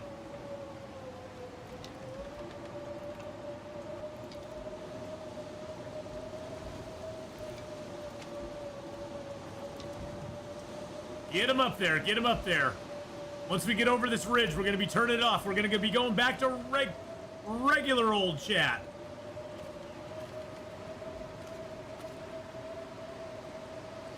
All right. Emotes only chat is now off. Thank you for the emote only chat there for a little bit. So yeah, I mean, there's upsides and downsides to streaming. We can still talk on YouTube. Yes, you can. Yes, you can. So yeah, there's upsides and downsides to streaming. Just like with anything else in life, there's always upsides and downsides to doing anything. And the struggles are different for everybody. I find that for a lot of females who start streaming and are pretty attractive, they can grow an audience pretty quick. Now, sometimes that audience can be a little bit scary. I think it's a little harder as a male to grow an audience quickly, but you can do it. You know, I think, though, that if you're in it for the long game, you don't really worry about that. You don't really worry about how fast the audience grows. I I always say I would rather have a quality audience over a quantity audience. I would rather have an audience that engages, that asks questions, that yeah, sometimes I'll miss chats on because, hey, there's a lot of stuff going on in chat nowadays. We have right now over 70 people on Twitch and over 60 people on YouTube watching right now. That's pretty damn good. That's pretty damn good. I mean, that to me, I would have never, when I started streaming almost 8 years ago, I would have never imagined I would have that many people watching my stream. I never in my wildest dreams would I've ever thought that I'd have, you know, combined like 140 people watching my stream on YouTube and Twitch. That just, to me, just blows me away. And honestly, I never ever will ever lose sight of you all and how appreciative I am of all the support you guys have given me over the years, through all the different things that have happened in my life and all the different ups and downs of streaming that we've had. There's been moments where I've almost given up streaming altogether. There's been moments that I've just wanted to stop streaming altogether.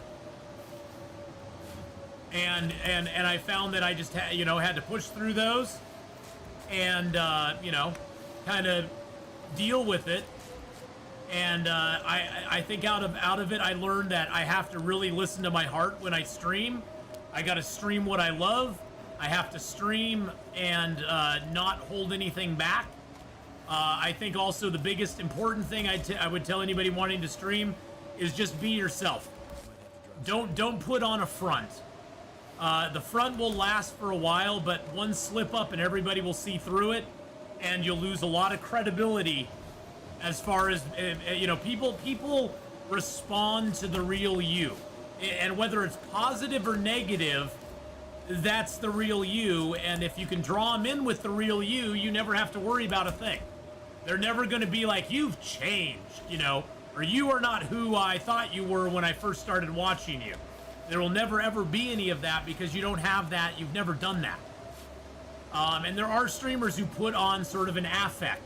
They put on a front that's not them, and eventually they either break down and people see through it, or they can't do it anymore and they just give up because it's just too much work.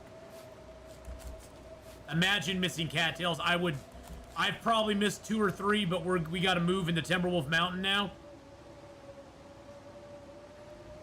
You're a great looking guy. I know my look, Salmon Yapper. I know I'm like a solid 5.5. I may top at a 6 on a good day after I've shaved, put on a nice outfit, gone to the gym a little bit, pumped it up. I got the dad bod going on big time. I got a little pot belly going on down there. I don't stay in shape. I'm old. But, I don't treat my body horribly either. I don't drink. I don't smoke. I don't do drugs. Don't do drugs, kids. So I've not given myself. I've given myself some benefits off the top. I'm gonna be turning 55 next year. 55. I'll be able to walk into a restaurant and go, yeah, I'd like to know what senior discount I can get. I'm 55 now. I want my senior discount, damn it. Give me my senior discount. Where is it? Because I'll be a senior, baby. Oh, yeah. Let's go. Welcome to the senior squad. Boom. I smoke, I drink, but there are things I'd never do. Drugs are one of those. Yeah, I don't. I used to drink, Jimmy. I used to smoke a little. I used to smoke cigars, and I used to drink socially. I gave both of those up at the beginning of 2023. My body does not allow me to drink anymore. It wasn't even so much me wanting to not do it. It's just that my body was like, no.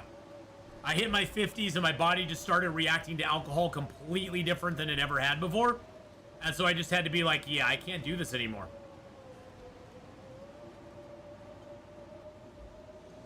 So we're going to go to the Mountaineer's Hut. This is the path up to the Mountaineer's Hut. We're going to go there.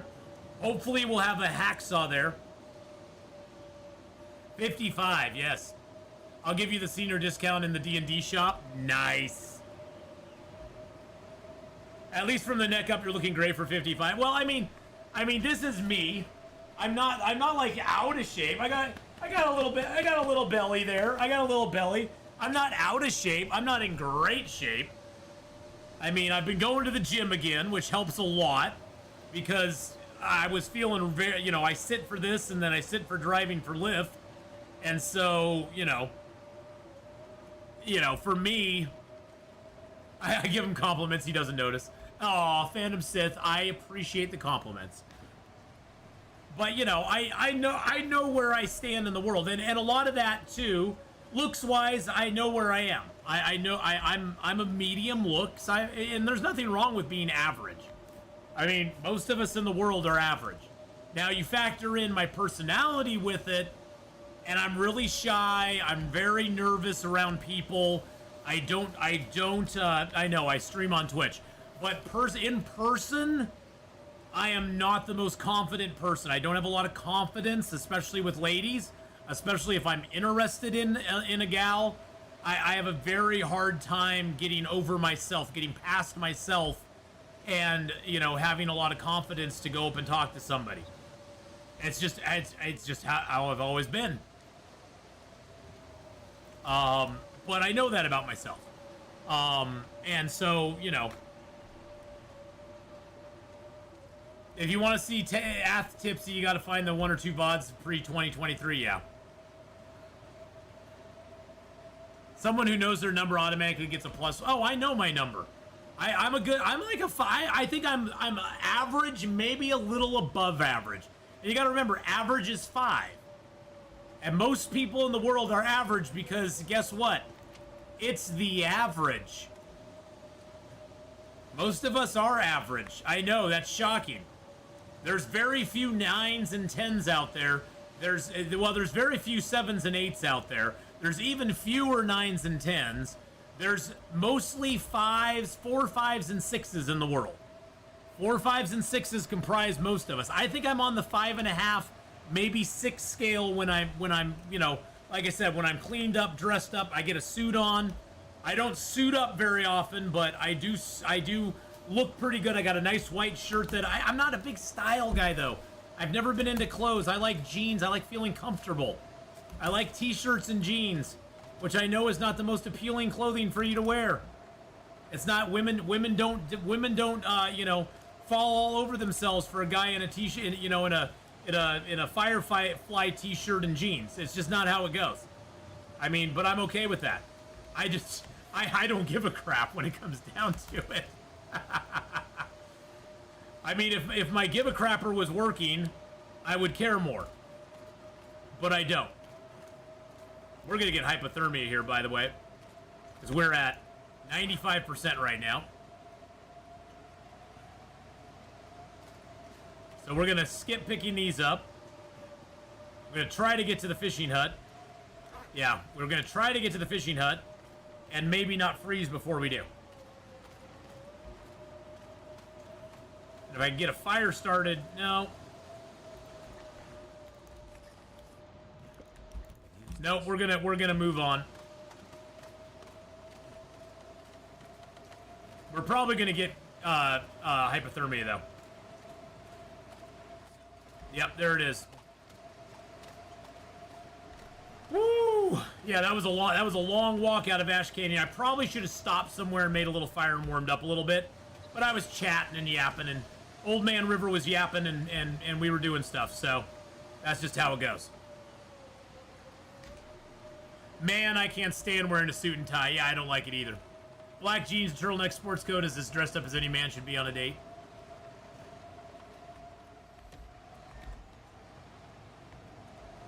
All right, let's get a fire started here. First of all, let's get our torch lit.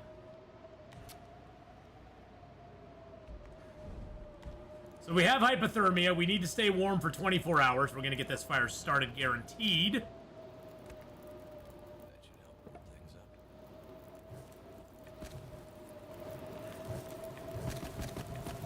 Use up most of our sticks here that we picked up. See, this is why we pick up sticks, boys and girls. I can save the coal and the cedar firewood for a different time. And oh, look, we have a whole bunch of firewood here. Huzzah. Let's check out what we got in here. Another scarf and a book. There's another box of matches.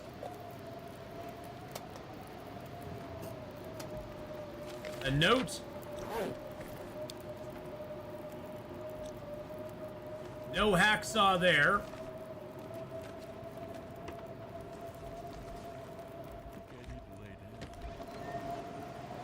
No hacksaw out there. We had a rope out there. There's usually a piece of food behind here. Got a can of dog food, it looks like. Did we get a jacket? Yes, we got a ski jacket and a sewing kit. Huzzah!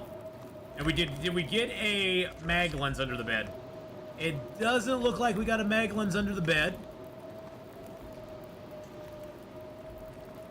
Check all the nooks and crannies. Make sure there was nothing else hiding up here. Nope, I think we got it all. Okay. Woo! There we go. Drink the soda. We got 98 cattails.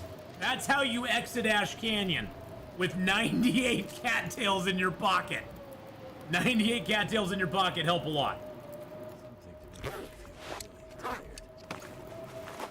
Let's go ahead and put on that hat instead, because that's warmer than the wet thing that we have on right now. Wow.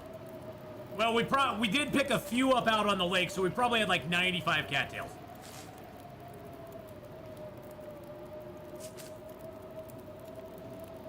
We're just gonna eat our fill, because why not? We're not gonna starve ourselves.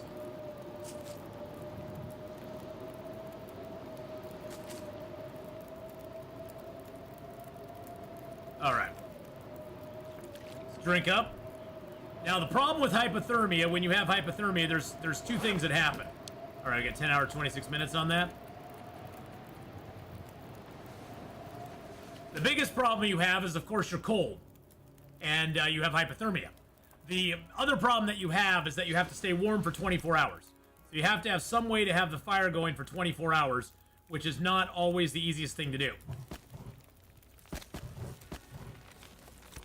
And when you do an activity, like we're gonna break these down, watch how fast I get tired. Look at that. Look how fast I get tired. So just by breaking down 3 crates, I'm gonna be almost exhausted. Which actually helps, because then we can sleep through it and we don't use up as much calories. So we broke those crates down. We're gonna add those to the fire. Let's add another cedar and another piece of coal. We're just gonna bust open the can of dog food, because why not? We don't care.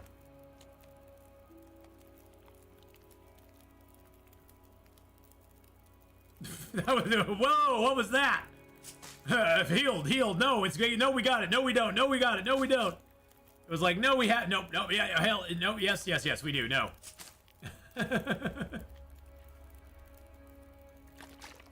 All right, we'll drink that down. We still have 10 hours on the fire. This will at least get us in the next day. So you can use the stamina drain to your advantage, because anything you do, whether it's mending clothing, whether it's breaking down boxes, whatever it is you do is going to cause you to be... And we should be warm in here now. We've got 2 more hours to go, so we're going to let the fire go out. We have a few things we need to do in that 2-hour time. Let's just pass time in our bed for a moment. And then let's sleep. Oh, it is -1 in here right now. It is -1 in here right now. So it looks like we need to... No, now it's warm. Now it's +2. But it seems like another blizzard's coming on. Fantastic news. Let's try repairing some of our clothing if we can. Before it gets too cold in here and we have to start another fire.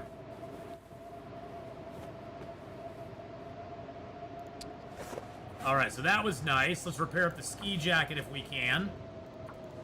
Come on. Come on, game. Give me some love, baby. Give me some love. Come on, baby. Yes, we are going to go to the summit. Alright, so that helped getting that to 100 and that to 91. We can rip those apart. I can repair that up as well. Let's get a little bit of water down our gullet. Let's go ahead and drink down some teas. Hey, Hydro Shot, how you doing, buddy?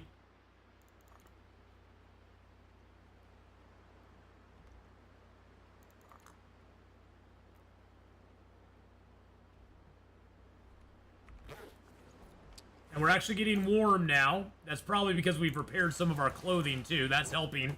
Plus, it's evening time, the warmest time of the year. It's the most warmest time of the year. Let's fix up our crappy gloves. Nah, I'm not going to fix those. Let's try fixing this this crappy sweater we got. There we go. Good. Sorry, my phone died earlier. I got caught up in OPI. Hey, don't worry about it. I don't know what OPI is, but I'm sorry you got caught up in it. All right, we're gonna rip these apart. Harvest that. Dad bod equals food reserves equals good hunter? Possibly. I don't know. It also means I've not really worked out much in my life. I've never been a gym rat. I've never enjoyed going to the gym. I've never enjoyed working out. None of that stuff. That's never ever been me. All right, we got the food going down. That's good. But yeah, we are going to try to make a summit run. I think, do I have enough cloth still? Oh, shoot, I haven't been dropping these. Gosh, dang it. God dang it, I forgot to do that again. Oh. They're actually getting cured. These may not get cured, though. These may actually rot before they cure, which really sucks. Shaky, shaky, sweaty, sweaty. You make my spaghetti ready. Anybody know what song that's from? I've been obsessed with them lately. Absolutely obsessed.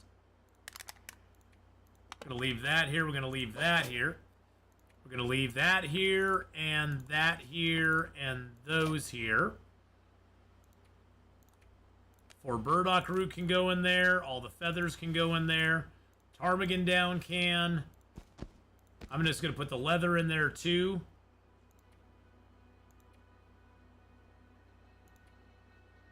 And I think we'll leave some matches here as well. I know, I'm leaving matches behind already. We have so many matches. It's absolutely insane. Absolutely insane. And I'll leave the newsprint here. Do I have a hat? I actually have 2 hats. Well, I have 2 scarves. I have 2 scarves. And both of them are pretty good.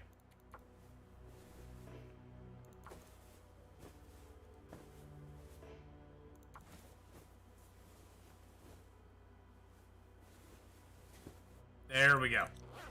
All right. And so the scarves, even though they don't cover your head, they do count as a hat. So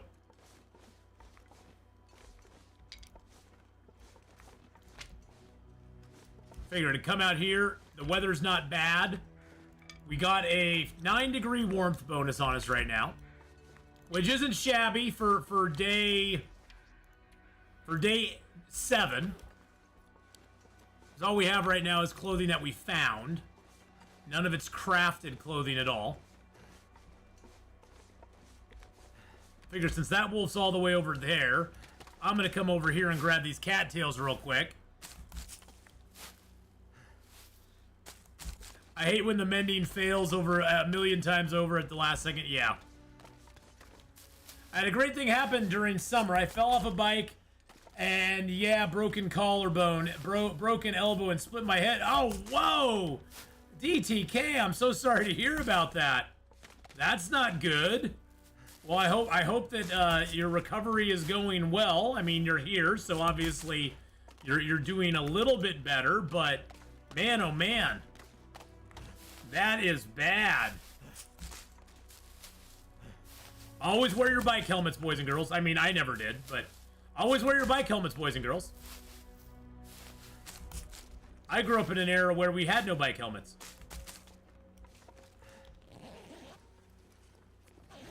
Nope, nothing in there.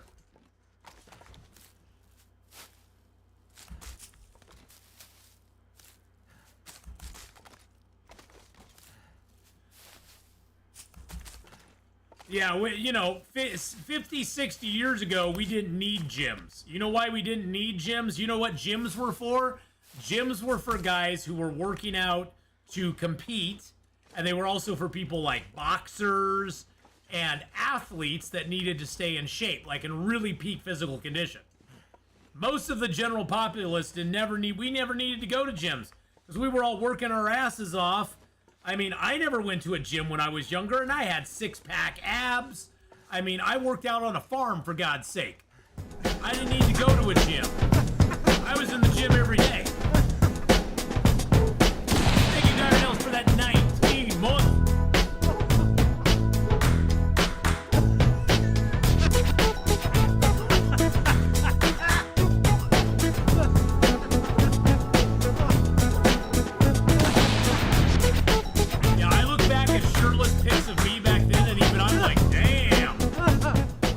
I'm like, damn, son. Dire underscore Nels just resubscribed for 19 months. I will lose my mind if I watch the T-Mobile ad one more time. A T-Mobile ad one more time. Yes, we don't want you to do that.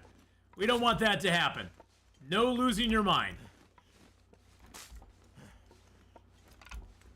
Now, one thing we could do, and I think I'm going to do, we left a few things there behind.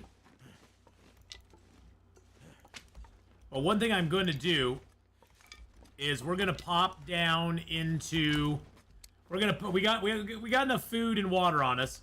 We're going to pop down into Pleasant Valley real quick. We're going to just check the Mystic River picnic area cave for a bedroll, and then we'll come back and summit. Either way, we'll come back and summit either way. But if we get a bedroll there, that just makes the summit run way easier.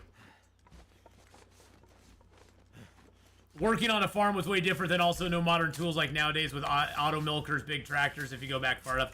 Well, I mean, we had tractors and stuff. There was a lot of manual shucking of bales creeps with and his stuff like torch that. held low. The beasts will hunt by scent and sight. Atheenon sleeps Salmon to Yapper on No pass power the in the verse night. can stop me. When daylight breaks, DK. Atheenon stalks, while the chat Thank you for the follow, continues on with their talks. A howl rings out to pierce the day. Atheenon hopes his shot won't stray. Yeah, the hacksaw near the rope climb with the containers, yeah. Yeah, there's a possibility one up there now. We'll go check that too.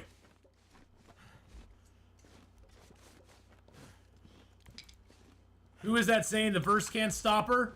That is River Song from Firefly. Played by Summer Glau. I had a big crush on Summer Glau when Firefly came out. She's very cute. Very cute lady. She's very nice. Back in home country, we would wife her up immediately. The screws in my elbow will most likely constrict my movement, unfortunately. That sounds painful. That sounds extremely painful, DTK.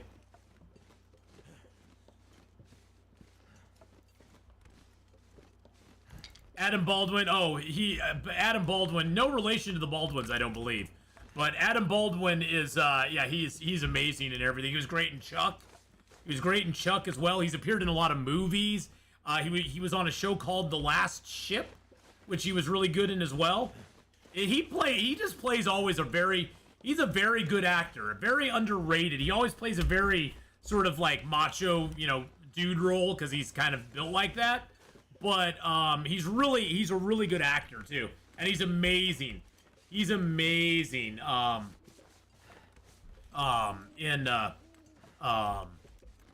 He was amazing in Firefly. That's where I first kind of got to know him, and then I watched him in Chuck as well and some other shows, and he'll pop up here and there in shows. And I was like, hey, I know that guy. It's like, hey, I know him.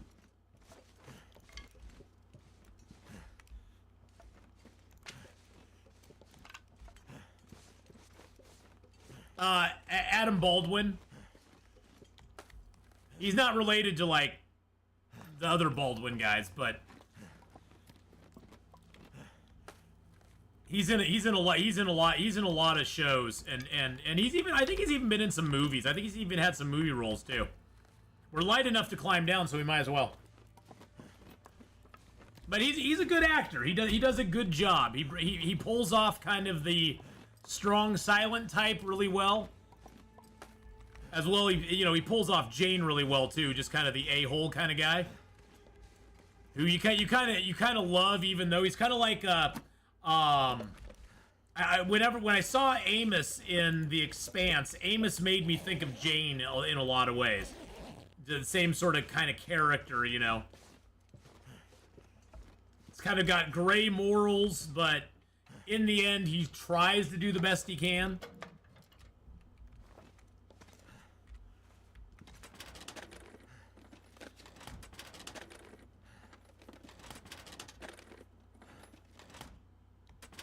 The Baldwin's name has taken a hit in the last few years. Yeah, kind of has. I really want a torch in here. Well, yeah, we got enough matches. I'm just lighting a torch. No, this is the bunker below the rope. This one always has this stuff in it. This one always has the stuff in it. They messied it up a lot, though. I don't like the mess they made in it. I don't like how they messed it up. They didn't need to do that to my bunker. So this used to be my favorite bunker to go into, and now I'm kind of like, eh. I'm not a big fan. Not a big fan. Not a big fan.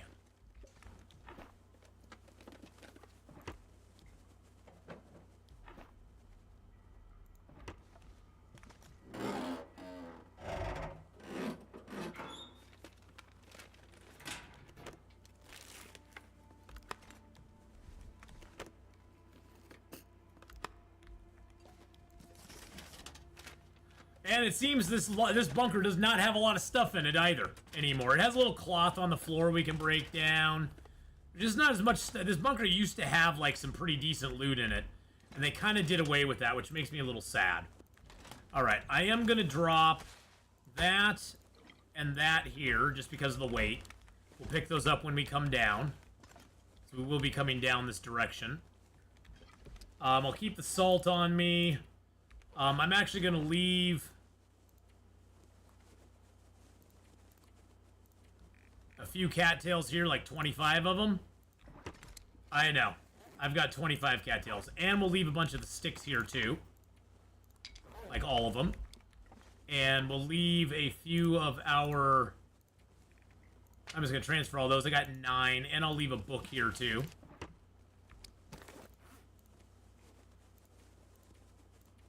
All right.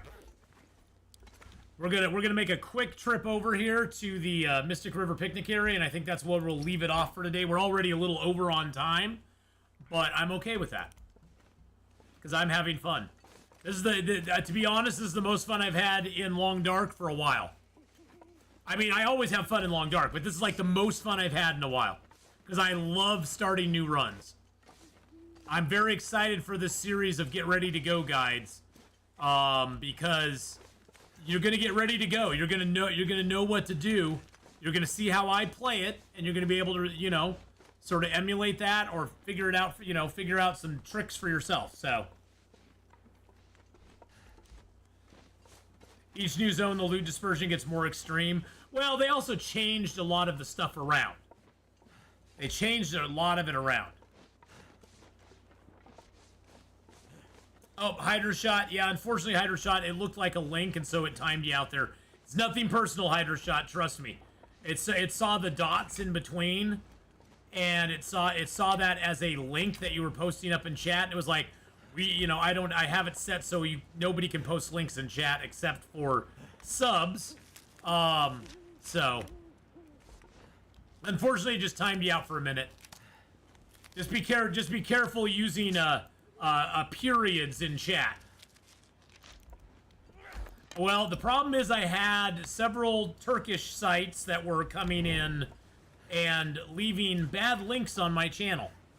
That led to other sites that, you know, were not child-friendly or family-friendly. And so I had to take action, and unfortunately it's a little extreme, but it does the trick. And it gets done what I need to get done. Oh, Jesus Christ. Hydrashot with the sub. Thank you so much for the sub. Stooley gifted a sub to Hydrashot, I should say. Stoolage gifted a tier 1 Now you sub don't to have to ever worry about that Hydroshot again. 2012. They have given 31 gift subs in the channel.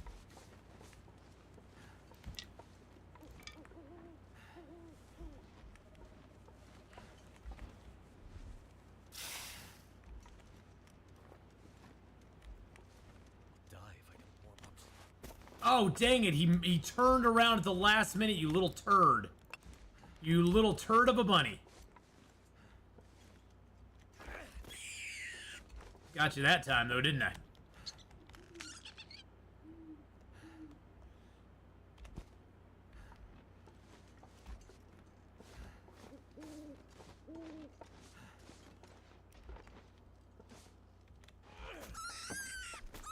This just gives me some food.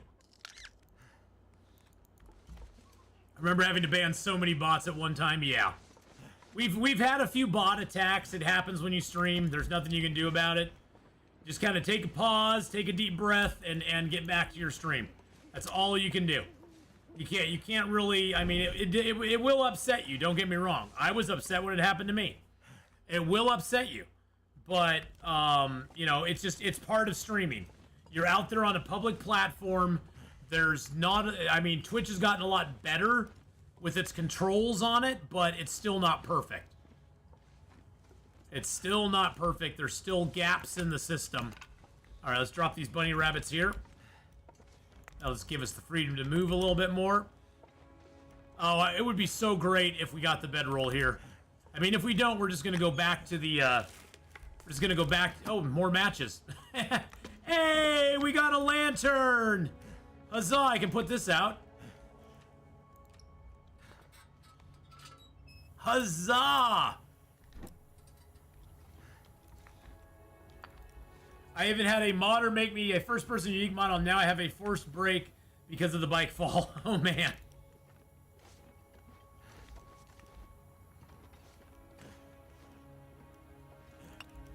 Now, the bedroll may not be back here. Sometimes it is. Now I'm having an enlightened run.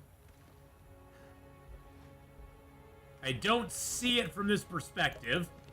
We're going to go through the waterfall anyway, though, so it doesn't matter if it's back here or not. First things first, let's strip off all of our clothing so it doesn't get wet.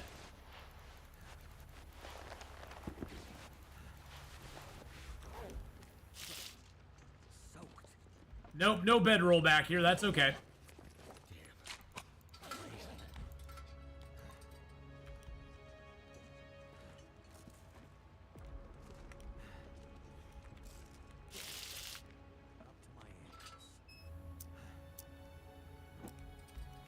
All right.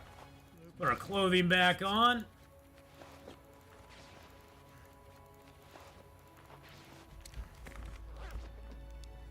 All right. Still don't understand why the game doesn't have a true improvised bedroll. Well, because they don't want it to be that easy, Stooley. I mean, it's nice they gave us the improvised bedroll in and of itself. I mean, that's pretty cool. And I'm glad they did that, because that makes the game a little bit more palatable for people. You know, and you know, the new improvised bedroll with the down feathers is super nice.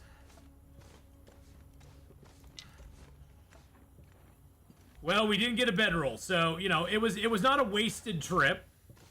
We got a lantern now, which is really nice to have. I wonder when they'll make raincoats into the game or some way to prevent the freezing on the waterfalls. I mean, they could make them anyway. Yeah, they could, but they don't want to.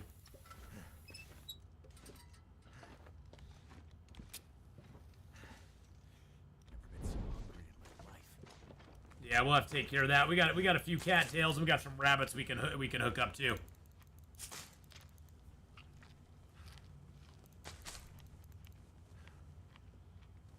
Are you headed out, Hydra Shop? You headed out, my friend? Well, we're going to be switching up games here in just a moment. Anyway, we're going to be getting into Planet Crafter here in just a momento. Once we get back to our safe area over here. Grab a few more sticks here.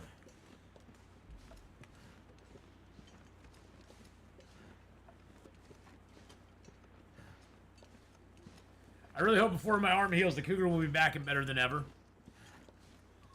Improvised bedroll is just about kill the bearskin bedroll. Yeah. I mean, I personally wouldn't make the bearskin bedroll. It would be like a late game thing that you do just for the fun of it. Not really because you'd really want to carry it around. I've said, you know, if they made the improvised bedroll way more, or if they made the bearskin bedroll way less, it might entice people to do it. Like, if they lowered the carry weight of a bearskin bedroll down to 2 kilos, I almost would be tempted to use it again.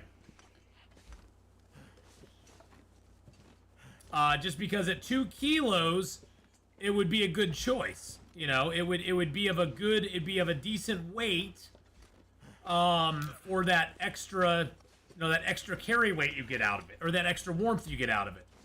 But right now at 3 kilos, it's not worth the extra 1.9 kilos to get 4 degrees extra. And that's all you're getting. Because you go from 8 to 12. And then the biggest problem the bearskin bedroll has is that it takes another bearskin to repair it. It takes another bearskin to repair it. And I'd rather spend those, especially since I run dual bearskin coats. I'm always using my bearskins to repair my bearskin coats. So it just depends on what you want to do.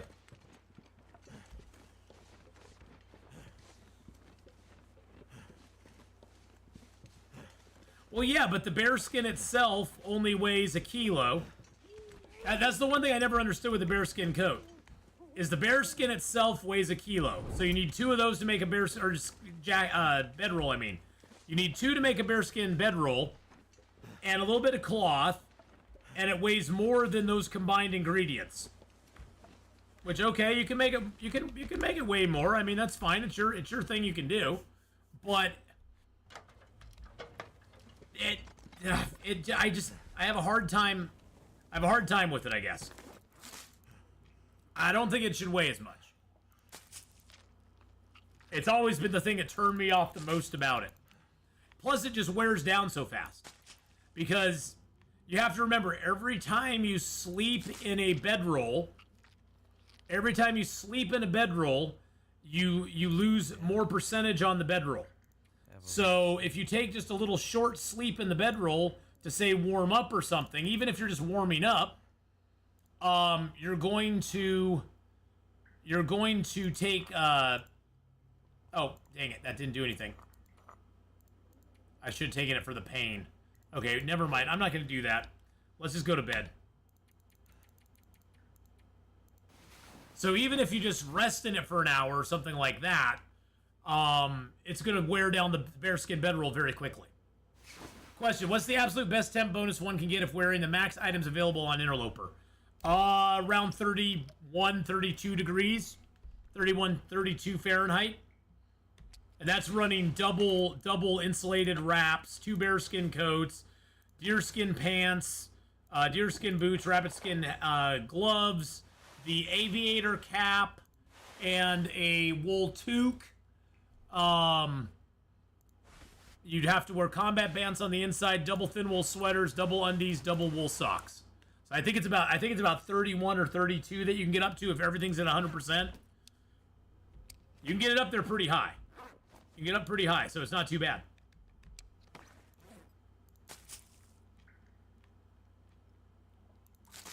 All right, well, on Thursday, is the wool toque better than the rabbit skin hat? Well, the problem with the rabbit skin hat and the aviator cap is they both have to be worn on the outside.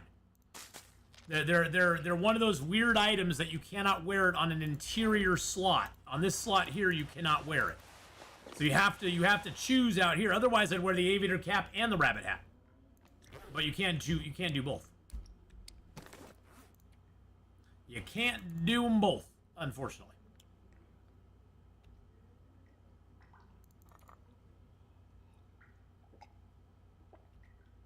Yeah, just 1 hour quickie ruins the bedroll, same as a 10-hour sleep. Exactly. And that's why you notice such a huge degradation in the bear. You don't notice it on your regular bedroll, because your regular bedroll, you're just repairing it all the time. You're like, a couple cloth, maybe a little bit of ptarmigan down, boom, boom, boom, I got it repaired again. No big deal. But for the bearskin bedroll, you notice it more acutely because you're having to spend bear skins to repair the damn thing. And so the cost to you is greater. All right, we're gonna leave this here. I'm gonna take the fur. I'm gonna leave the fur here as well, and we're gonna leave some of these here, and a few cedars. That should be enough fuel to get us up and down. We got a book to start a fire with.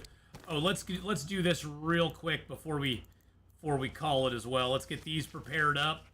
I now have enough ingredients for 2 birch bark. I'm gonna prepare those up another time. Let's go outside, grab our rabbits. We'll zone back in. That'll give our save point to us, and then we'll be good to go.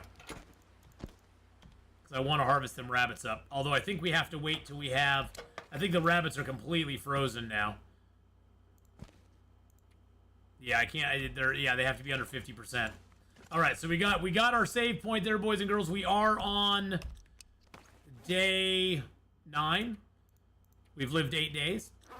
But we got out of Ash Canyon. We're going to go do the summit next. And we'll probably be wrapping this run up right around when we get to Mystery Lake, I would imagine.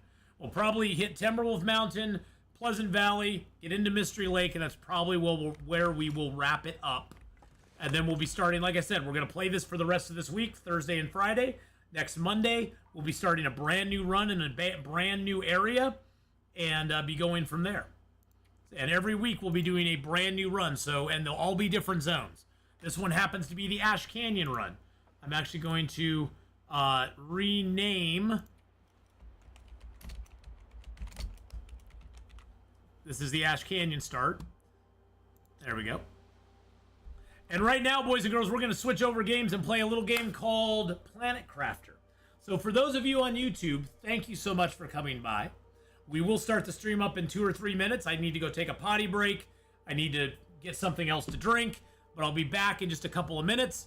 YouTubers, I'll be back in just a couple minutes on YouTube. Twitch, we're just going to keep going, but YouTube, we're going to stop the stream, start it back up again. So thank you, everybody, for coming by on the YouTube side. You guys are such an important part of the community, and I appreciate you very, very much. And I will see you all later on. Don't forget to hit the like button, subscribe to the channel, maybe even consider supporting me through a membership. It would all be awesome, and I will see you later on the YouTube side.